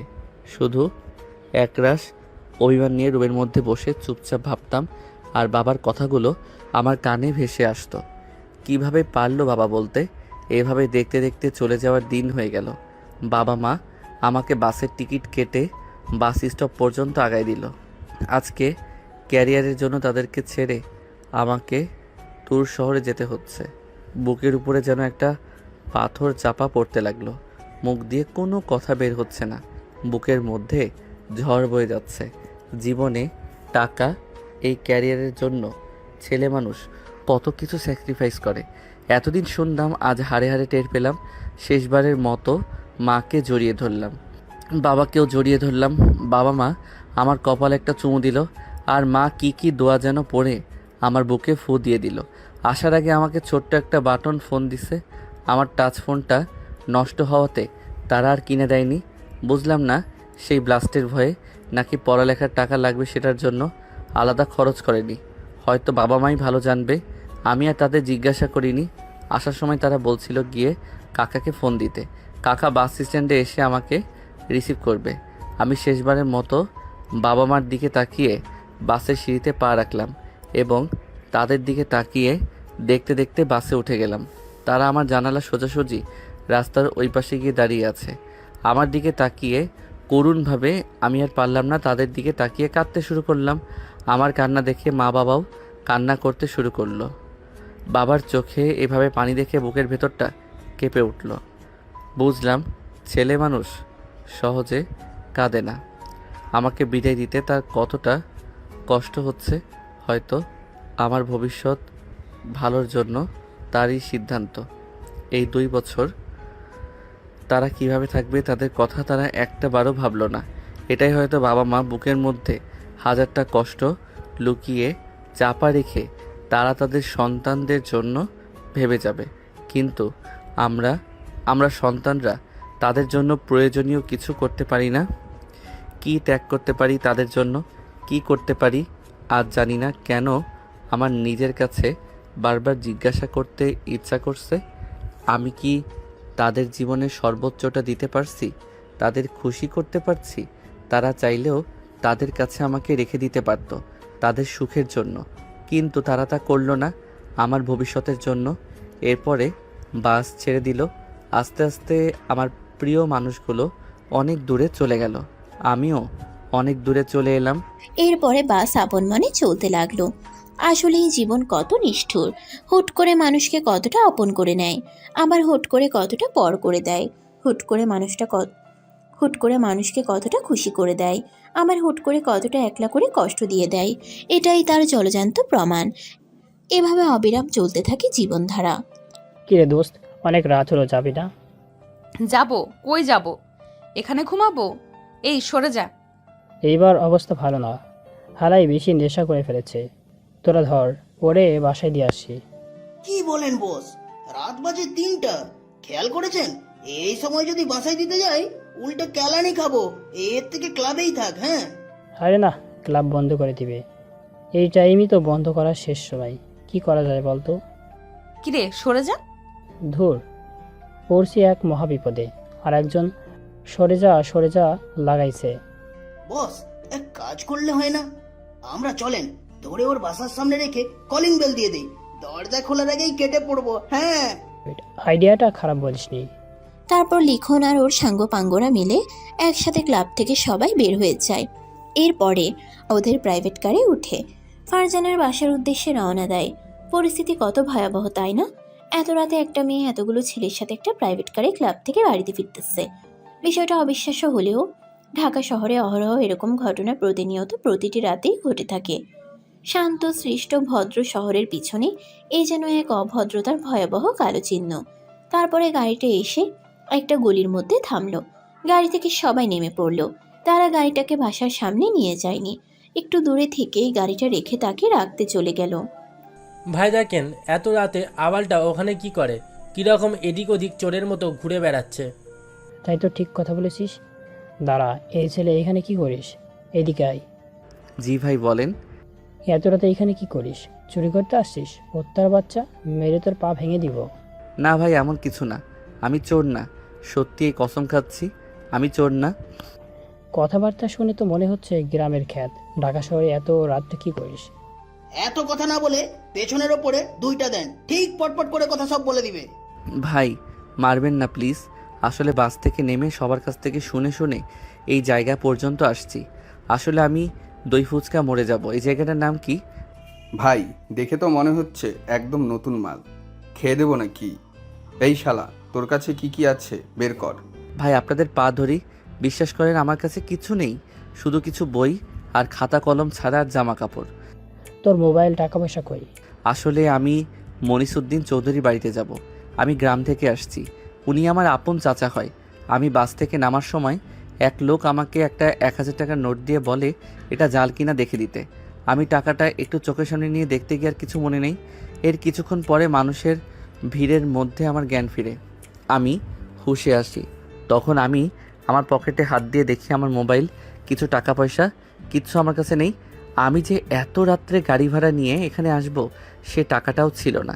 2-3 জনকে বলছি আমার বিপদের কথা, কিন্তু তারা আমাকে ফ্রিতে রিকশায় আনেনি। বাধ্য হয়ে আমি মানুষের কাছে আস্তে আস্তে শুনতে শুনতে এই পর্যন্ত আসছি, কিন্তু এখানে এত রাতে আর কাউকে পাচ্ছি না যে জিজ্ঞাসা করব ওই দই ফুচকার মোড়টা কোথায়। ওই মোড়ে গিয়ে কারো কাছে জিজ্ঞাসা করলে নিশ্চয়ই তাদের বাসাটা দেখাবে। বুঝতে পারলাম ব্যাপারটা, কিন্তু তুই এই ভুল ঠিকানায় আসছিস। আসলে শেষ যার কাছে জিজ্ঞাসা করেছো সে তোমাকে ভুল ঠিকানা দেখাইছে। তুমি এই রাস্তা দিয়ে ডানে মোড়ে যাবা, তারপর সোজা 10 মিনিট হাঁটবা, একটা গলি পাবা, তারপর সোজা একটু হেঁটে একটা বড় রাস্তা পাবা। ওইখান থেকে একটু হেঁটে বামে একটা ছোট্ট গলিতে গিয়ে প্রথম বাড়িটা তাদের। আপনাকে অনেক ধন্যবাদ ভাই। দয়া করে আর একবার ঠিকানাটা বলবেন, আমি লিখি, না হয় ভুলে যাব। তারপরে যথা নিয়মে ঠিকানাটা আরেকবার বলে। শুভ তো সেই খুশি খুশি মনে সে তার ঠিকানার গন্তব্যস্থানে যাওয়ার জন্য হাঁটতে শুরু করে দেয়। এদিকে আচ্ছা ভাই, আমরা তো লাভ রোডে আছি, একটুখানি সামনে গিয়ে তো কেন্দ্রীয় মন্দির, তারপর পাশেই তো ঠিকানা। সর্বোচ্চ এখান থেকে যেতে 2 মিনিট লাগবে। আপনি ছেলেটাকে মিথ্যা বলে এত রাস্তা ঘুরিয়ে আবার ওই মিরপুর 10-এর দিকেই পাঠালেন কেন? এত বাল পাকনামো করার সব পোলাপানের পছন্দ না, কিন্তু দেখলি না কার নামে কার কথা বললো? ফারজানার বাপের কথা কইল। এখনও যদি আমাদের সাথে বা একটু আগে পরে গিয়ে বলে যে আমরা এতগুলো মানুষ ওরে এখানে রেখে গেছি, তাহলে কাহিনী কীভাবে হয়েছে? তা অবশ্য ঠিক, তাই বলে এত রাত্রে, মাঝরাতের শেষের অংশ, রাস্তা রাস্তায় ঘুরবে তো? তোর আবার বালসালের জন্য এত মায়া দয়া কেমনে হলো? আমার মায়ার সাগর, মায়ের চেয়ে ভাবির দরদ বেশি না? তোর ব্যবস্থা হবে দাঁড়া। ভাই ভুল বুঝবেন না, আসলে আমি কথাগুলো এইভাবে বলিনি। এই রবিন, থাম তুই। ভাই অনেক রাত হয়ে যাচ্ছে, তাড়াতাড়ি চলেন। এত রাতে দেখলে সবাই উল্টাপাল্টা ভাববে যে আমরা মেয়েদের সাথে কিছু করে রেখে যাচ্ছি। আমার বাল ভাববো, মেয়েটা কি বেস্তার থেকেও কম নাকি? সপ্তাহে 4-5টা না হলে হয় না? এতদিন যদি রাখতো, লিখন ভাইয়ের ও 10টা বাচ্চার বাবা হতো। মাল খাবে আর ওইগুলো করে বেড়াবে। আসলে কতটা মজা! আমরা যদি এই শহরের মধ্যে না থাকতাম তাহলে এগুলো থেকে বঞ্চিত হতাম। বড় বড় লোকের মেয়েদেরও যে এভাবে ভোগ করা যায় তা তো বুঝতে পারতাম না। তাদের টাকা থাকতে পারে, কিন্তু ছেলে পেলে হবে নেশাখোর না হয় আর বলতাম না। কিরে, তোর মুখ দিয়ে তো অনেক বেশি কথা বেরোচ্ছে। তোদের তো কথাবার্তা লিমিট হয়ে যাচ্ছে। তোদের ব্যাপারটা আমার মনে থাকছে, আমিও দেখছি। চল আগে দিয়ে আসি। তারপরে ওরা সবাই মিলে ফারজানার বাসার সামনে ফারজানাকে রেখে অনেকগুলো কলিং বেল বাজায়। জোরে জোরে ধাক্কা দেয় দরজা। এই ফারজানা, তোর বাসার সামনে রেখে গেলাম, বাসায় যা। এটা আমার বাসা, বাসায় আমি যাব না? আমি ঘুরবো। আরে পরে ঘোরা যাবে, আগে যা। তারপরে লিখন আর ওর সাঙ্গ পাঙ্গরা ওকে ওখানে রেখে চলে যায়। আর ফারজানা দরজার সামনে চিল্লাতে থাকে। কে রে এত রাতে এভাবে চিল্লায়? দাঁড়া, আজকে তোর এক অবস্থা না হয় আর এক আমার অবস্থা।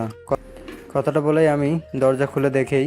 দারোয়ানের বাচ্চা, তুই আমার এত জোরে চিল্লায় কথা কস, তোরে আজ আমি মেরে ফেলবো। কথাটা বলেই ঠাস ঠাস করে 2টা থাপ্পড় মেরে দেয়। চিল্লা চিল্লি শুনে দোতলা থেকে ব্যালকনিতে ফারজানার আব্বু আম্মু চলে আসে। তারা নিচের দিকে তাকিয়ে চুপচাপ ঘটনাটা দেখতেছিল। ম্যাডাম, আমি তো এমন কথা কইনি। আবার মুখে মুখে কথা বলি, আবার একটা থাপ্পড় মেরে দিলাম। সরে দাঁড়া। এরপরে ফারজানা আস্তে আস্তে তার ঘরের আসল দরজার দিকে যায়। এত সময় এটা ছিল বাসার মধ্যে ঢোকার প্রথম এবং প্রধান দরজা। এরপরে দ্বিতীয় দরজা থাকে বিল্ডিংয়ের মধ্যে ঢোকা। ফারজানার আব্বু এই অবস্থা দেখে সে নিচে নেমে আসে।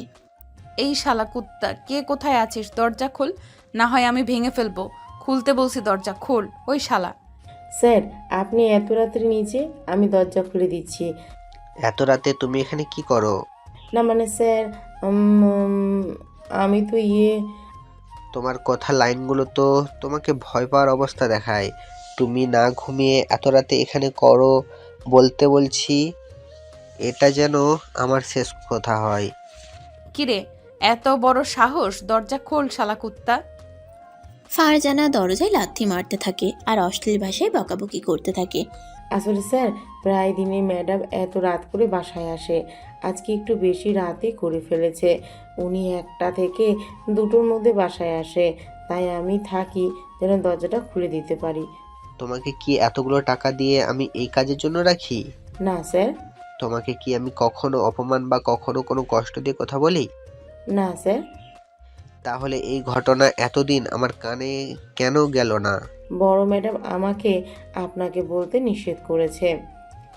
প্রতি উত্তরে ফারজানার বাবা ফারজানার মায়ের দিকে চোখ বড় বড় করে পিছনে ফিরে তাকায়। তোমার থেকে আমি কি এটা আশা করি? তোমার স্পর্ধাতে মেয়েটা দিন দিন অধঃপতনে গেছে। এতদিন তো মাদকাসক্ত ছিল, এখন সারা রাত কি মেয়েকে বাইরে থাকা আমার মুখ দিয়ে আর বেরোবে না। বিশ্বাস করেন, আপনি কষ্ট পাবেন বলেই জানাইনি। জানেনই তো ও কারোর কথা শোনে না। তাই বলে মেয়েকে এভাবে ছেড়ে দিতে হবে? ওর চরিত্রের উপর যদি এত রাতে কোনো দাগ আসে, সেই দায়ভার কার আসবে? সবার আগে তো বলবে যে মনীষ উদ্দিন চৌধুরীর মেয়ের এই অবস্থা, এইটা হয়েছে, ওটা হয়েছে। কাল টিভিতে যখন নিউজ করবে, তুমি ঘটনা কি লুকিয়ে রাখতে পারবে? চুপ করে কেন আছো? কথা বলো। তোমাদের মতো মায়ের প্রশ্রয় পেয়ে মেয়েগুলো দিন দিন এত খারাপের পথে। মেয়েকে কি আমি ভালোবাসি না, তাই বলে খারাপগুলোকে প্রশ্রয় দিতে হবে? আসলে ঘটনাটা এমন না।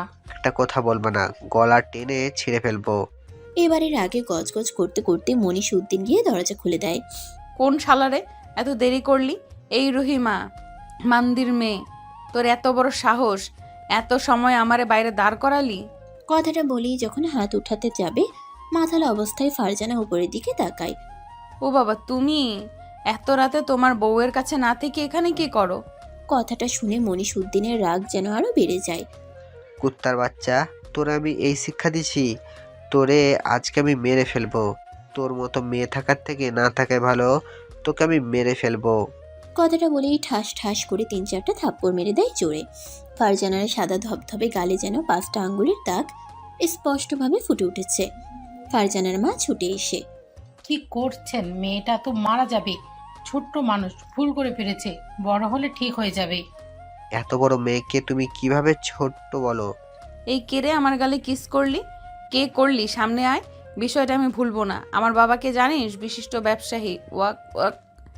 কথাটা বলেই ফারজানা ওর আব্বুর বুকের উপর বমি করে দেয়। ফারজানার মা এই অবস্থা দেখে মেয়েকে কেঁদে রুমের মধ্যে ঢুকিয়ে নেয়। ও আম্মু, তুমি? আমি তো ছাদে ছিলাম, আব্বুরে দেখলাম একটা গর্ত থেকে উঠে আমার সামনে দাঁড়িয়ে আছে। এরই মাঝে কে যেন আব্বুকে আর দেখলাম না। আবার হঠাৎ করে কে যেন আমার গালে কিস করে দিল অনেকগুলো। আবার এখন দেখি যে আমি তোমার সামনে। না, দেখছো সূর্য কত কাছে? এমন আবল তবল কথাবার্তা বলতেই থাকে ফারজানা। ফারজানার আব্বু যেন একেবারে স্তব্ধ হয়ে যায় মেয়ের এই সকল অবস্থা দেখে। ওই রহিমা, কি করছিস? ফারজানাকে নিয়ে গিয়ে ফ্রেশ করা আর লেবুর শরবত খাইয়ে ঘুম পাড়িয়ে দে। ভাবা যায় তুমি কত স্মার্ট, মেয়েকে লেবু শরবত খাওয়ানো শিখে গেছো। আসলে রহিমা একদিন খাইয়েছিল, ওর থেকেই শুনেছে যে এই সকল ছাইপাশ খেলে নাকি এগুলো খেতে হয়। তবে বিশ্বাস করেন, আমি ওকে অনেক বুঝিয়েছি, কিন্তু আমার কথা শোনে না। এখন আমি কি করব বলেন? আপনি আমাকে মেরে ফেলেন। আসলে এই মেয়েকে আমি পেটে রাখছি, তাই কেন যে পেটে রাখতে গেলাম, ফেলেও তো দিতে পারি না।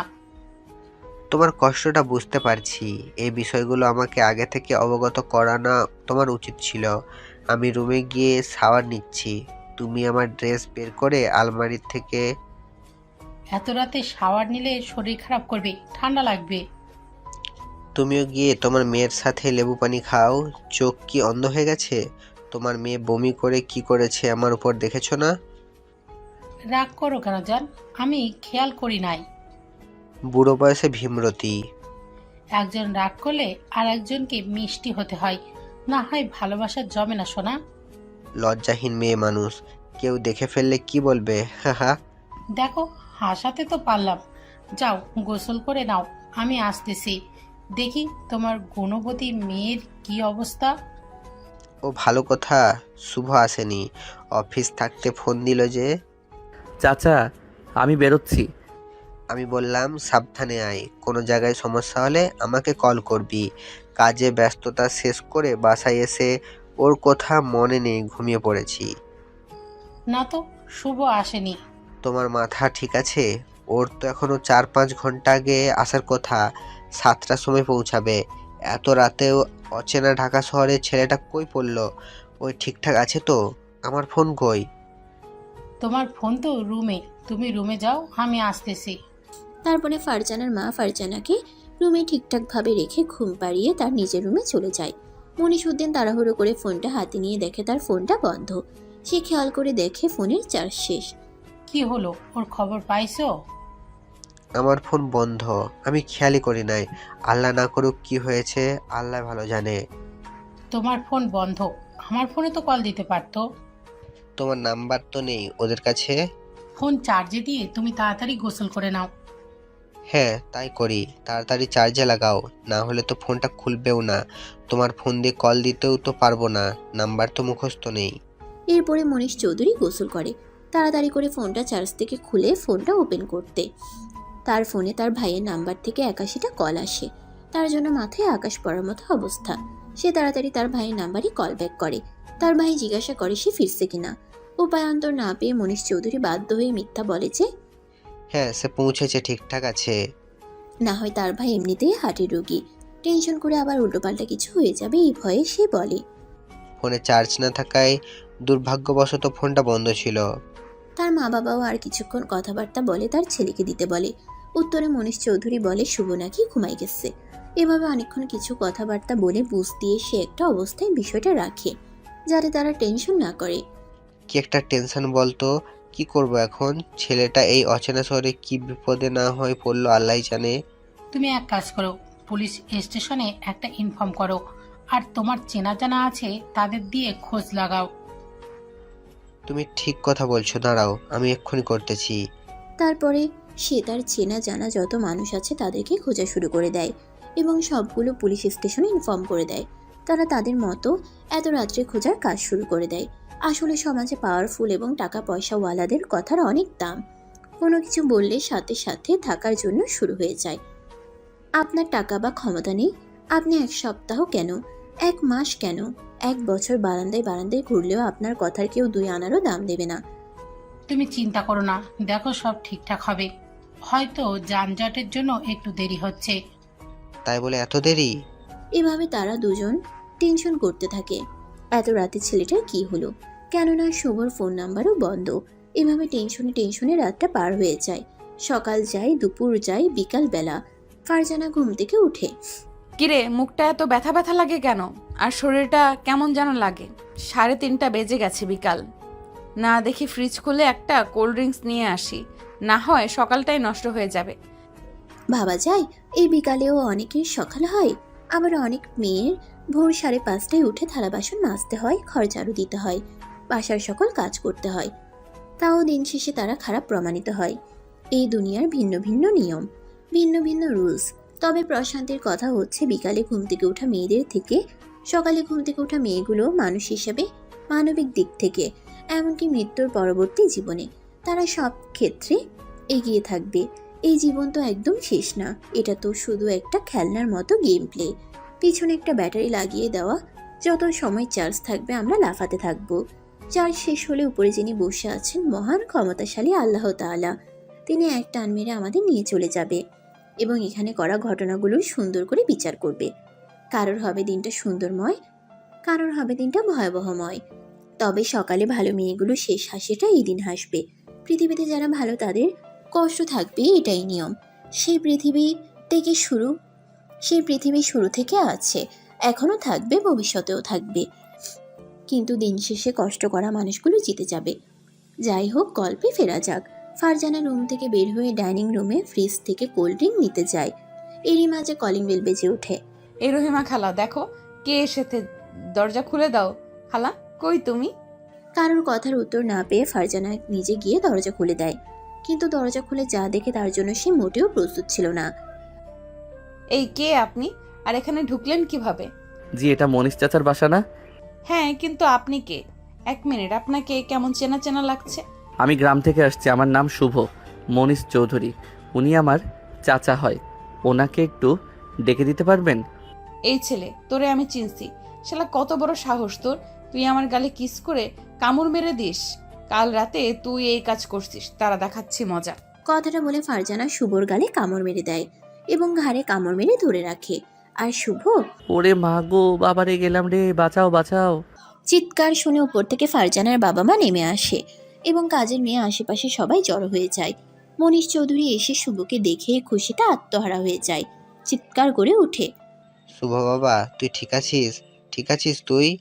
কথাটা বলেই দৌড়ে গিয়ে শুভকে জড়িয়ে ধরে। ফারজানা যেন হতভম্ব হয়ে যায়, তখনই বলতে থাকে, বাবা, এই ছেলেকে তুমি এমন কেন করছো? এই দেখো, আমার গালে কালকে কিস করে এই ছেলে কি করছে আমার একটু একটু মনে আছে। এই ছেলের ছাদের গর্ত থেকে আস্তে আস্তে করে উঠতেছিল। কোন লেভেলের নেশা করলে একটা মেয়ে চাঁদে চলে যেতে পারে ভাবা যায়? আশেপাশের মানুষ এই কথা শুনে সবাই হু হু করে হাসতে শুরু করে। থামো তোমরা। তুমি কি আমার মেয়ে? মাঝে মাঝে তোর পরিচয় দিতেও আমার ঘেন্না লাগছে, আমার ঘেন্না লেগে যাচ্ছে। একটা মেয়ে কি চাঁদে যাওয়া সম্ভব? একটা মানুষ কি চাঁদে যেতে পারে? আর ওইটা কেউ তোর মুখে উল্টাপাল্টা এগুলো করেনি। আর বাবা মায়ের সামনে কিভাবে কথাবার্তা বলতে হয় শিক্ষা নেই তোর। এই দেখ, আমার 5টা আঙুলের দাগ তোর মুখে। আর একটা দিন যদি তোর নেশা করতে দেখছি বা কোনো উল্টাপাল্টা ছেলেদের সাথে মেয়েদের সাথে মিশতে দেখেছি, তাহলে ওই দিন আমি ভুলে যাব তুই আমার মেয়ে, এবং ওই দিনই হবে আমার বাসায় তোর শেষ দিন। তোর মতো মেয়ে থাকার থেকে না থাকাই ভালো। এমন মেয়ে আমার লাগবে না। কথাগুলো বলে রাগে গজগজ করতে করতে শুভকে নিয়ে মনীষ চৌধুরী তার নিজের রুমে চলে যায়। আর অন্যদিকে ফারজানার মা ফারজানার কাছে আসে। তোমরা সবাই এখানে কি করছো? যে যার কাজে যাও। মা, মন খারাপ করিস না।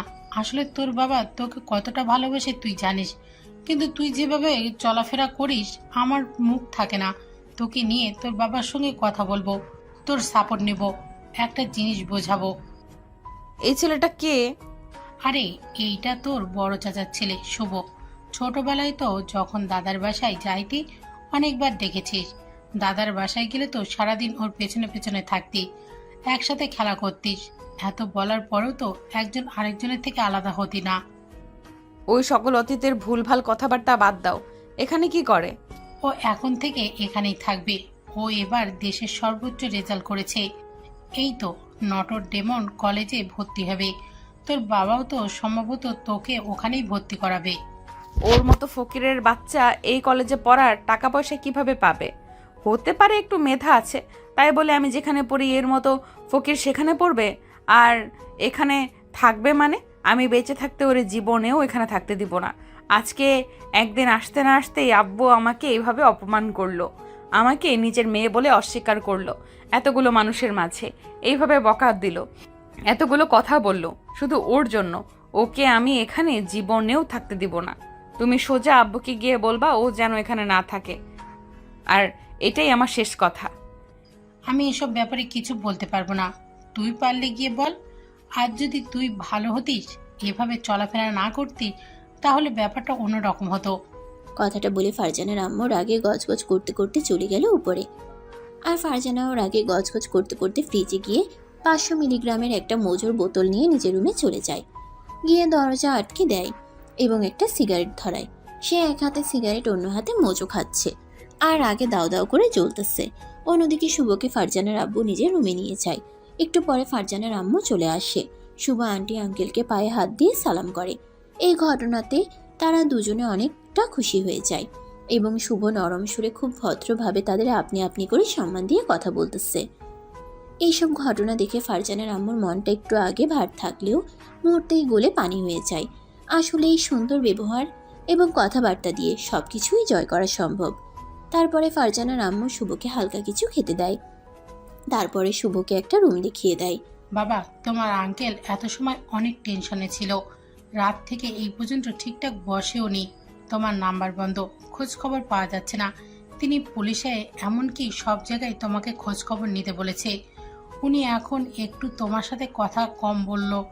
আসলে তাদেরকে ইনফর্ম করেছে যে তোমাকে পাওয়া গেছে আর তোমার উপরে অনেক ধকল গেছে। বুঝতে পারছি, এখন কিছু জিজ্ঞাসা না করি তুমি রুমে গিয়ে একটু রেস্ট নাও, একটা ঘুম দাও, রাতে কথা হবে।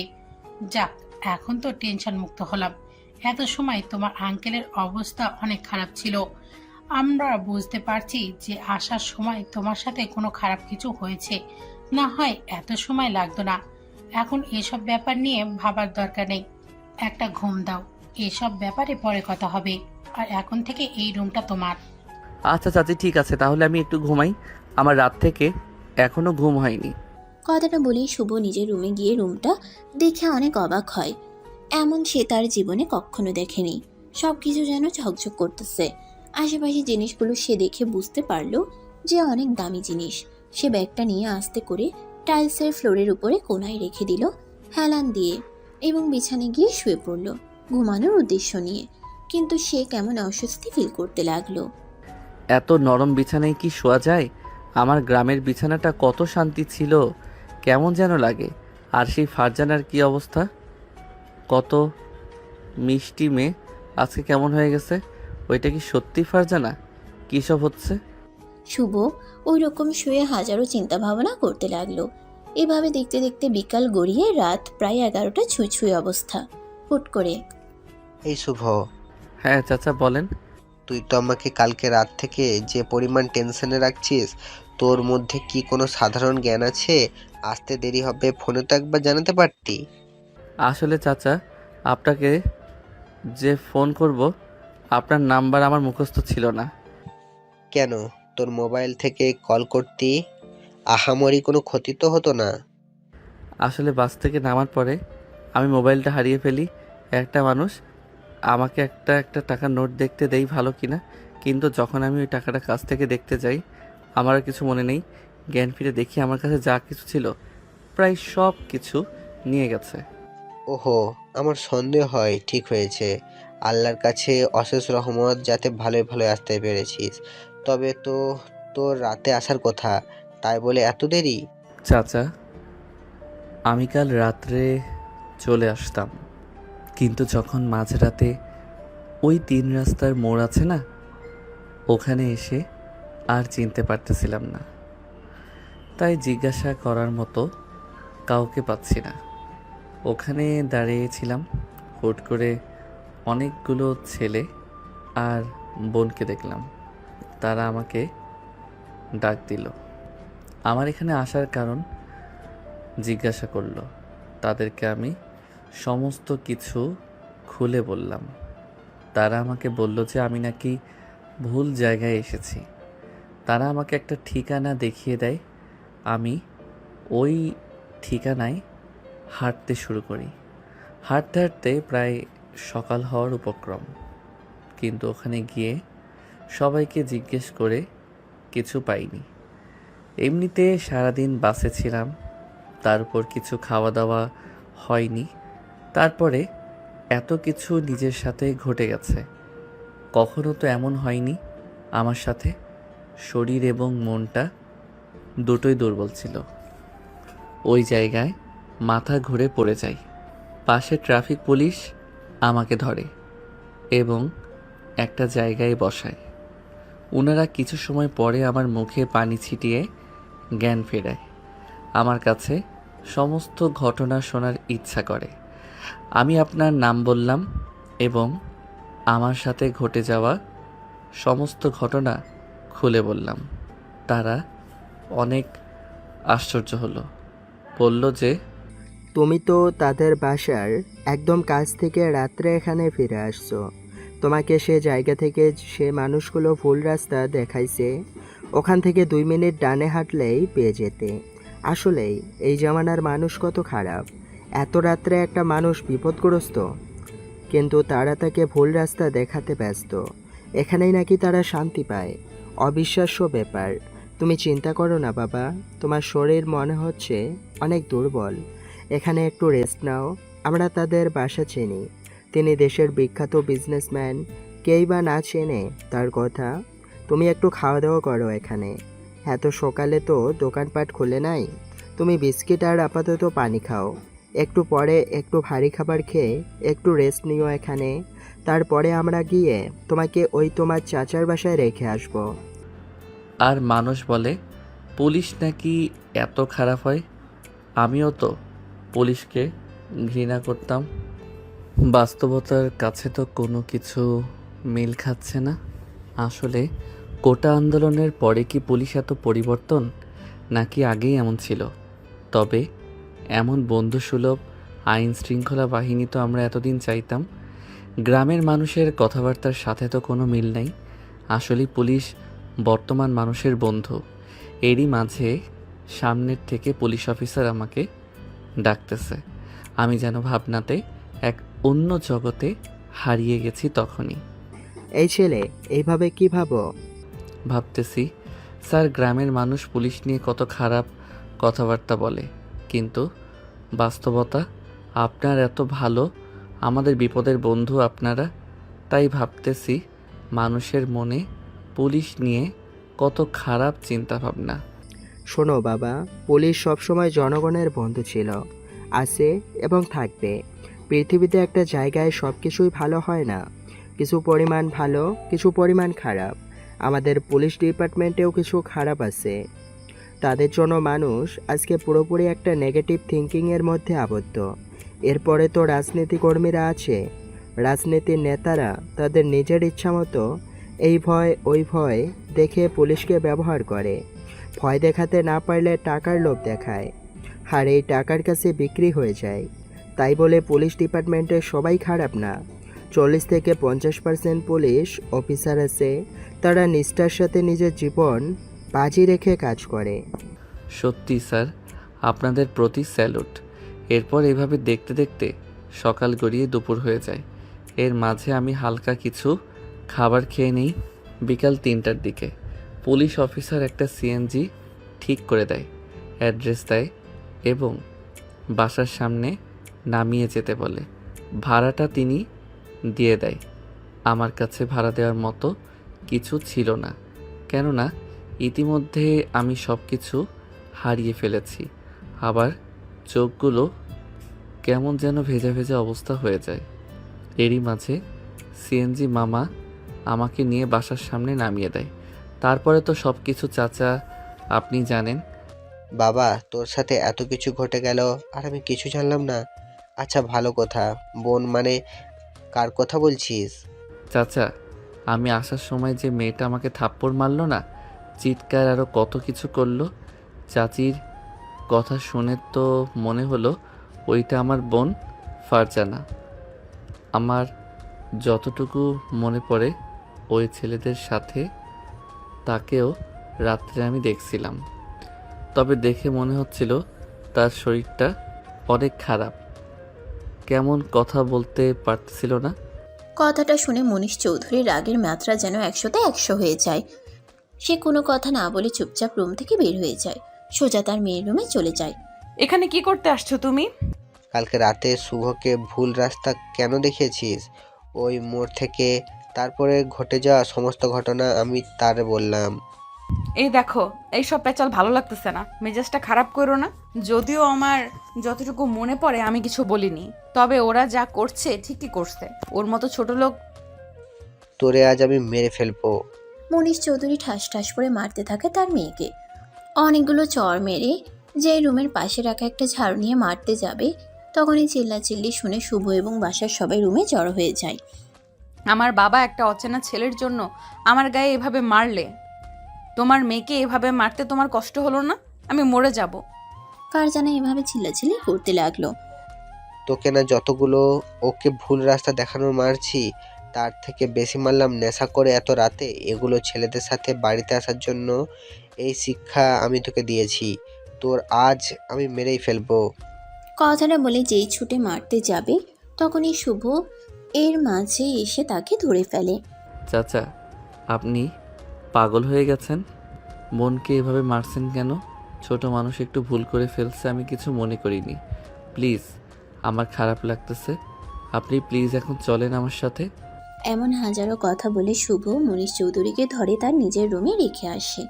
আমার কত শখের মেয়ে রে, কত ভালোবেসে আমি ওরে বড় করছি, আজ কোন জায়গায় চলে গেছে। রাতভর নেশা করে এতগুলো ছেলের সাথে রাতে বাসায় আসে। তোমার চোখে পানি দেখলে আমারও কান্না পাই। আমরা কি অযোগ্য পিতামাতা? আমাদের নিজের মেয়েকে এইভাবে অধঃপতনের দিকে ঠেলে দিয়েছি। এই জন্য ছেলে মেয়ে যখন যা চায় তাকে দিতে হয় না, কিন্তু দিতে গেলে হাজারবার ভেবে চিন্তে দিতে হয়। সব কিছু দিয়ে দিলে তাদের মধ্যে মানবতা থাকে না। কান্না কইরো না তুমি। কথাটা বলেই মানুষটাকে বুকের সাথে ধরে মাথায় হাত বুলিয়ে দিতে বললাম। বোন, আসবো? কুত্তার বাচ্চা, তোরে আমি মেরেই ফেলবো। একদিন আসতে না আসতেই আমার জীবন তুই তছনছ করে দিছস। কথাটা বলে ফারজানা দৌড়ে গিয়ে শুভকে কিছু থাপ্পড় মারে এবং পেটে জোরে একটা লাথি মারে। ও মা গো, মরে গেলাম। কেমন লাগে দেখ, আমার সাথে লাগতে আসিস না। এত জোরে আমাকে লাথিটা মারে, আমার পেটটা মনে হয় দুমড়ে মুচড়ে যাওয়ার মতো অবস্থা। আমি খুব কষ্ট করে উঠে চুপচাপ নিজের রুমে চলে যাই। ওই দিন এমনিতেই শরীরটা দুর্বল, তার উপরে এত কিছু ঘটে গেল। আমি ডিসিশন নিলাম এখানে আর থাকবো না, কালকে গ্রামে চলে যাব। এভাবে দেখতে দেখতে রাতটা পার হয়ে যায়। রাত্রে ওই ঝামেলার জন্য সবাই একসাথে খায় নাই।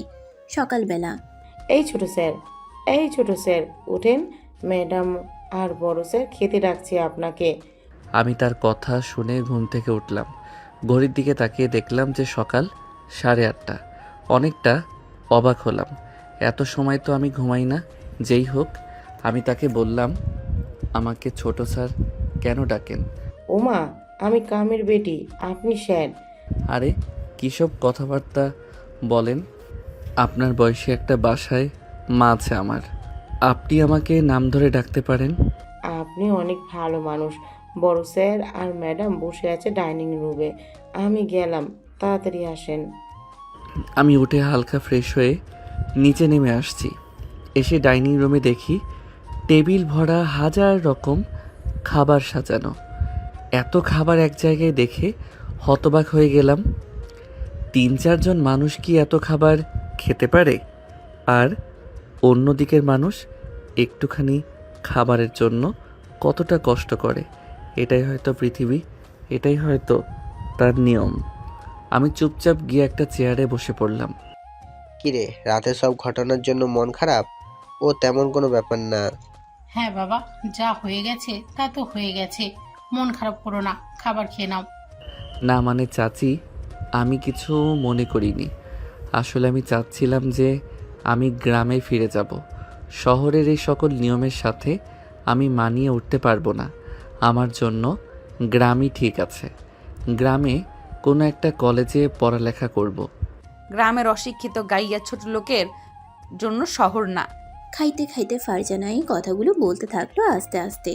ফারজানার বাবা মা না শুনলেও শুভর কানে ঠিকই কথাগুলো আসলো। শুভ বিষয়টা একটু কষ্ট পেল। দেখো, আমি তোমাকে আমার নিজের ছেলের মতোই মনে করি। আমি একটা সময় গ্রাম ছেড়ে এই শহরে এসেছি, তখন আমাকে তোমার থেকে অনেক বেশি কষ্ট করে আজকে এই জায়গায় উঠে উঠতে হয়েছে। কেউ আমাকে সাহায্য করেনি। আজকে তুমি হয়তো ভুলে গেছো, তোমার বাবা মা কত স্বপ্ন নিয়ে তোমাকে এখানে পাঠিয়েছে। তোমার এখানে থাকতে যতটা না কষ্ট হচ্ছে, তোমার বাবা মার এর থেকে 1000 গুণ বেশি কষ্ট হচ্ছে। কিন্তু তারা তোমার ভালোর জন্য তারা তাদের কষ্টগুলো সহ্য করতেছে, কেননা তারা তোমার একটা জীবনে ভালো কিছু দেখতে চায়, যাতে তারা গর্ব করে বলতে পারে আমার ছেলে এইটা। এখানে তুমি যে সকল সুযোগ সুবিধা পাবে, গ্রামে তা পাবে না। আর আমি ইতিমধ্যে তোমায় আর ফারজানাকে কলেজে ভর্তি করিয়ে দিয়েছি। কিছুদিন আগে তোমার বাবা এখানে এসেছিল, আমার সাথে দেখা করে কথাবার্তা বলে, এবং তার চোখে আমি তোমার বড় করার স্বপ্ন দেখেছি। আমি জানি না অন্য চাচা ভাতিজা সম্পর্ক কেমন হয়, কিন্তু আমি তোমাকে ভাতিজার দৃষ্টিতে কখনো দেখিনি। সবসময় নিজের ছেলেই মনে করেছি। তাই তোমার ভালোটাই আমি চাই। এখন তুমি যদি মনে করো সব কিছু বাদ দিয়ে তুমি গ্রামে ফিরে যাবে, আমি তোমাকে আটকাবো না। ভর্তি বাতিল করে তোমার কাগজপত্র উঠিয়ে দিব, তুমি চলে যেতে পারো। আমি চাইলে তোমাকে জোর করে রাখতে পারতাম, কিন্তু আমি তোমাকে জোর করে কতদিন এখানে আটকে রাখবো তুমি যদি নিজেই না থাকতে পারো? চাচা কথাগুলো শুনে আমার চোখ দিয়ে অঝরে পানি পড়তে লাগলো। চাচা আমাকে কতটা ভালোবাসে এবং কত ভালো চায়। দেখো বাবা, বেশি দিনের তো ব্যাপার না, মাত্র কয়েক বছরের ব্যাপার। 3-4 বছর মন দিয়ে লেখাপড়া করো, দেখতে দেখতে চলে যাবে। তারপরে তুমি তোমার বাবা মাকে এখানে আনতে পারবে। শেষ বয়সে তোমার বাবা মা গ্রামে কষ্ট করা লাগবে না। আপনাদের ভালোবাসা দেখে আমি সত্যি হতবাক। কি বলবো চাচা চাচি, আপনাদের কি বলে সম্বোধন করবো আমার জানা নাই। কখনো ভুল হলে আমাকে ছেলে ভেবে মাফ করে দিয়েন। আমি পড়ব, এখানে পড়ব, অনেক বড় হব, দেখবেন অনেক বড় হব একদিন। এ সকল মুভির ডায়লগ বাজি বন্ধ করবে তোমরা? সকাল সকাল খাবার খেতে এসে এ সকল ঢং দেখলে গা জ্বলে যায়। কথার প্রতি উত্তরে আর কেউ কোনো কথা বলল না। শোনো বাবা, আমার কার্ডে টাকা শেষ, তোমার ব্যাংক থেকে 20 লাখ টাকা ট্রান্সফার করে দিও। 20 লাখ টাকা তুমি কি করবে? সে কৈফিয়ত আমি তোমাকে দিব? কথাটা বলে প্লেটে জোরে হাত দিয়ে একটা বাড়ি মেরে নিজের রুমে চলে আসলাম। দেখো, আর এসব বিষয়ে ঘাটাঘাটি করিও না। এমনিতেই কালকে রাত্রি এত সব ঘটে গেল, টাকাটা দিয়ে দিও। তোমার জন্য মেয়েটার এত অবস্থা খারাপ, এতটুকু বয়সে 20টা লাখ টাকা ও কি করবে? একবার ভেবে দেখেছো ও কি 20টা লাখ টাকার মর্ম বুঝে? আচ্ছা, আমি দিয়ে দেব। আমি তাদের কথাবার্তা শুনে হতবাক। এতটুকু একটা মেয়ে 20 লাখ টাকা কি করবে? কেউ 20 লাখ টাকা 2 দিনের খরচ হিসেবে ব্যবহার করে, অন্যদিকে কেউ আবার 20 টাকার জন্য 3 কিলোমিটার পায়ে হেঁটে রাস্তা পাড়ি দেয়। হায় রে দুনিয়ার খেলা। এরপরে খাবার খেয়ে রুমে চলে যায় সবাই। দেখতে দেখতে 3টা দিন চলে যায়। শুভ মাঝে মাঝে চাচির ফোন দিয়ে বাবা মার সাথে কথা বলে, কিন্তু এতদিনে তার নিজের ফোন নাই। তার যে নিজের একটা ফোন লাগবে কাউকে জানায়নি সে। আসলে এমনিতে তার বলতে কেন জানি লজ্জা অনুভব করছে। যাই হোক, আজকে কলেজে নবীনবরণ অনুষ্ঠান এবং আজকেই তাদের কলেজের প্রথম দিন। ফারজানা তার বন্ধুদের সাথে অনেক আগেই কলেজে চলে গেছে, কিন্তু শুভ তো কলেজটা চেনে না। মনীষ চৌধুরী ড্রাইভারকে দিয়ে তাকে কলেজে পাঠিয়ে দেয়। শুভ গাড়ি থেকে নেমে এত বড় কলেজ দেখে তার চোখ দুটো যেন বড় বড় হওয়ার উপক্রম। সে চুপচাপ করে ব্যাগটা নিয়ে মাথা নিচু করে হেঁটে কলেজের ভিতরে প্রবেশ করে, কিন্তু কোথায় যাবে, কোন রুমে যাবে কিচ্ছু বুঝতে পারছে না। সে অবাক হয়ে এদিক সেদিক দেখতে থাকে। এই দেখেছিস, এই দেখ, ওইটার জন্য এই অবস্থা আমার। ভাই অর্ডার দেন, মালটারে মেরে পা ভেঙে দিই। পাগল নাকি? কলেজের প্রথম দিনে এই অবস্থা করলে আমাদের সরাসরি প্রথম দিনেই বরখাস্ত করে দিবে। জানিস না এখানে কোনো রাজনীতির পাওয়ার চলে না? তার সাথে যা করতে হবে বাইরে করতে হবে। তারা আর কোনো কথাবার্তা বলে না। শুভর বিবরণ দিতে গেলে 5 ফুট 5 ইঞ্চি ছেলে, খুব বেশি মোটাও না, খুব বেশি চিকনও না, মাঝামাঝি অবস্থা, মুখে হালকা দাড়ি এবং চুলগুলো পিছনে এবং 2 দিক থেকে হালকা কাটাও, উপরের দিকে একটু বড় রাখা। যাই হোক, এই ছেলে এভাবে এইদিকে ওদিকে কি দেখো? আসলে আপু, আমি কলেজে নতুন, কোথায় কোন দিকে যাব কিছু বুঝতে পারতেছি না। এত বড় বিল্ডিং, স্যারেরাই বা কোন বিল্ডিংয়ে থাকে? আমাদের ক্লাসরুমে কোন বিল্ডিংয়ে? বুঝতে পারছি তুমি প্রথম বর্ষের, আজকে তো তোমাদের নবীনবরণ। আমি তো তোমার সিনিয়র। তুমি জানো না কলেজ আসলে সবার আগে সিনিয়রদের পা ধরে সালাম করতে হয়? এই নিয়ম তো কোনো জায়গায় দেখিনি। এটা আবার কেমন কথা? কত বড় স্পর্ধা, মুখে মুখে কথা বলো। আমি অবস্থা ভালো না দেখে কি করব বুঝতে পারতেছিলাম না। এরই মাঝে চিৎকার চেঁচামেচিতে বাধ্য হয়ে আমি পা ধরে সালাম করলাম। আশেপাশে সবাই দেখে আমার দিকে হা করে তাকিয়ে আছে এবং অনেকেই হাসাহাসি করছে। একটু পাশে দেখি ফারজানা খুব জোরে জোরে হাসতেছে এই দৃশ্য দেখে। এরই মাঝে আমি যাকে সালাম করলাম, সালাম করা মেয়েটা ফারজানার কাছে গিয়ে হাত মিলিয়ে দুজন হাসতে থাকে। আমার আর বিষয়টা বোঝার বাকি রইল না। আমি ফারজানার দিকে তাকিয়ে একটা মুচকি হাসি দিলাম। ফারজানা যেন আমার হাসিতে হতবাক হয়ে গেল। ও ভাবছিল আমি কষ্ট পাবো, কিন্তু আমার এই অবস্থা দেখে ও চোখ বড় বড় করে আমার দিকে তাকিয়ে রইল। মেয়েটা দেখতে খুবই মায়াবী, কিন্তু ব্যবহার করল্লার থেকেও খারাপ। 5 ফুট 4 ইঞ্চি হবে ফারজানার উচ্চতা, মুখ হাত একদম সাদা ধবধবে অবস্থা, চোখগুলো কেমন টানা টানা, চোখের মণিটা নীল এবং পিঠ পর্যন্ত চুলের কিছু অংশ সোনালি রঙের, হালকা কালার করা, দেখতে একেবারে পরীর মতো লাগে, কিন্তু ব্যবহার কুত্তার থেকেও খারাপ। যাই হোক, আমি চুপচাপ হেঁটে শহীদ মিনারের দিকে চলে গেলাম। দেখেছিস শালা কত বড় নির্লজ্জ, এত বড় অপমান করলাম তাও দাঁত কেলিয়ে হাসতেছিল। ওরে অন্যভাবে টাইট দিতে হবে।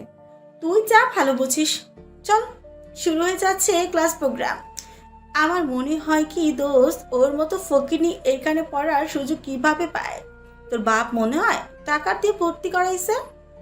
আমারও তাই মনে হয়, আমাকে যেভাবে ভর্তি করাইছে ওকেও সেম। টাকা থাকলে কত কিছু হয়। তোর রেজাল্ট না থাকা সত্ত্বেও তো তুই ভর্তি হতে পারলি, আর আমরা ভর্তি হওয়ার জন্য কত কষ্ট করে পড়ালেখা করলাম। মানি পাওয়ার মামা, চল যাই। অন্যদিকে এই ছেলে, তুই ফার্স্ট ইয়ার? হ্যাঁ, ফার্স্ট ইয়ার।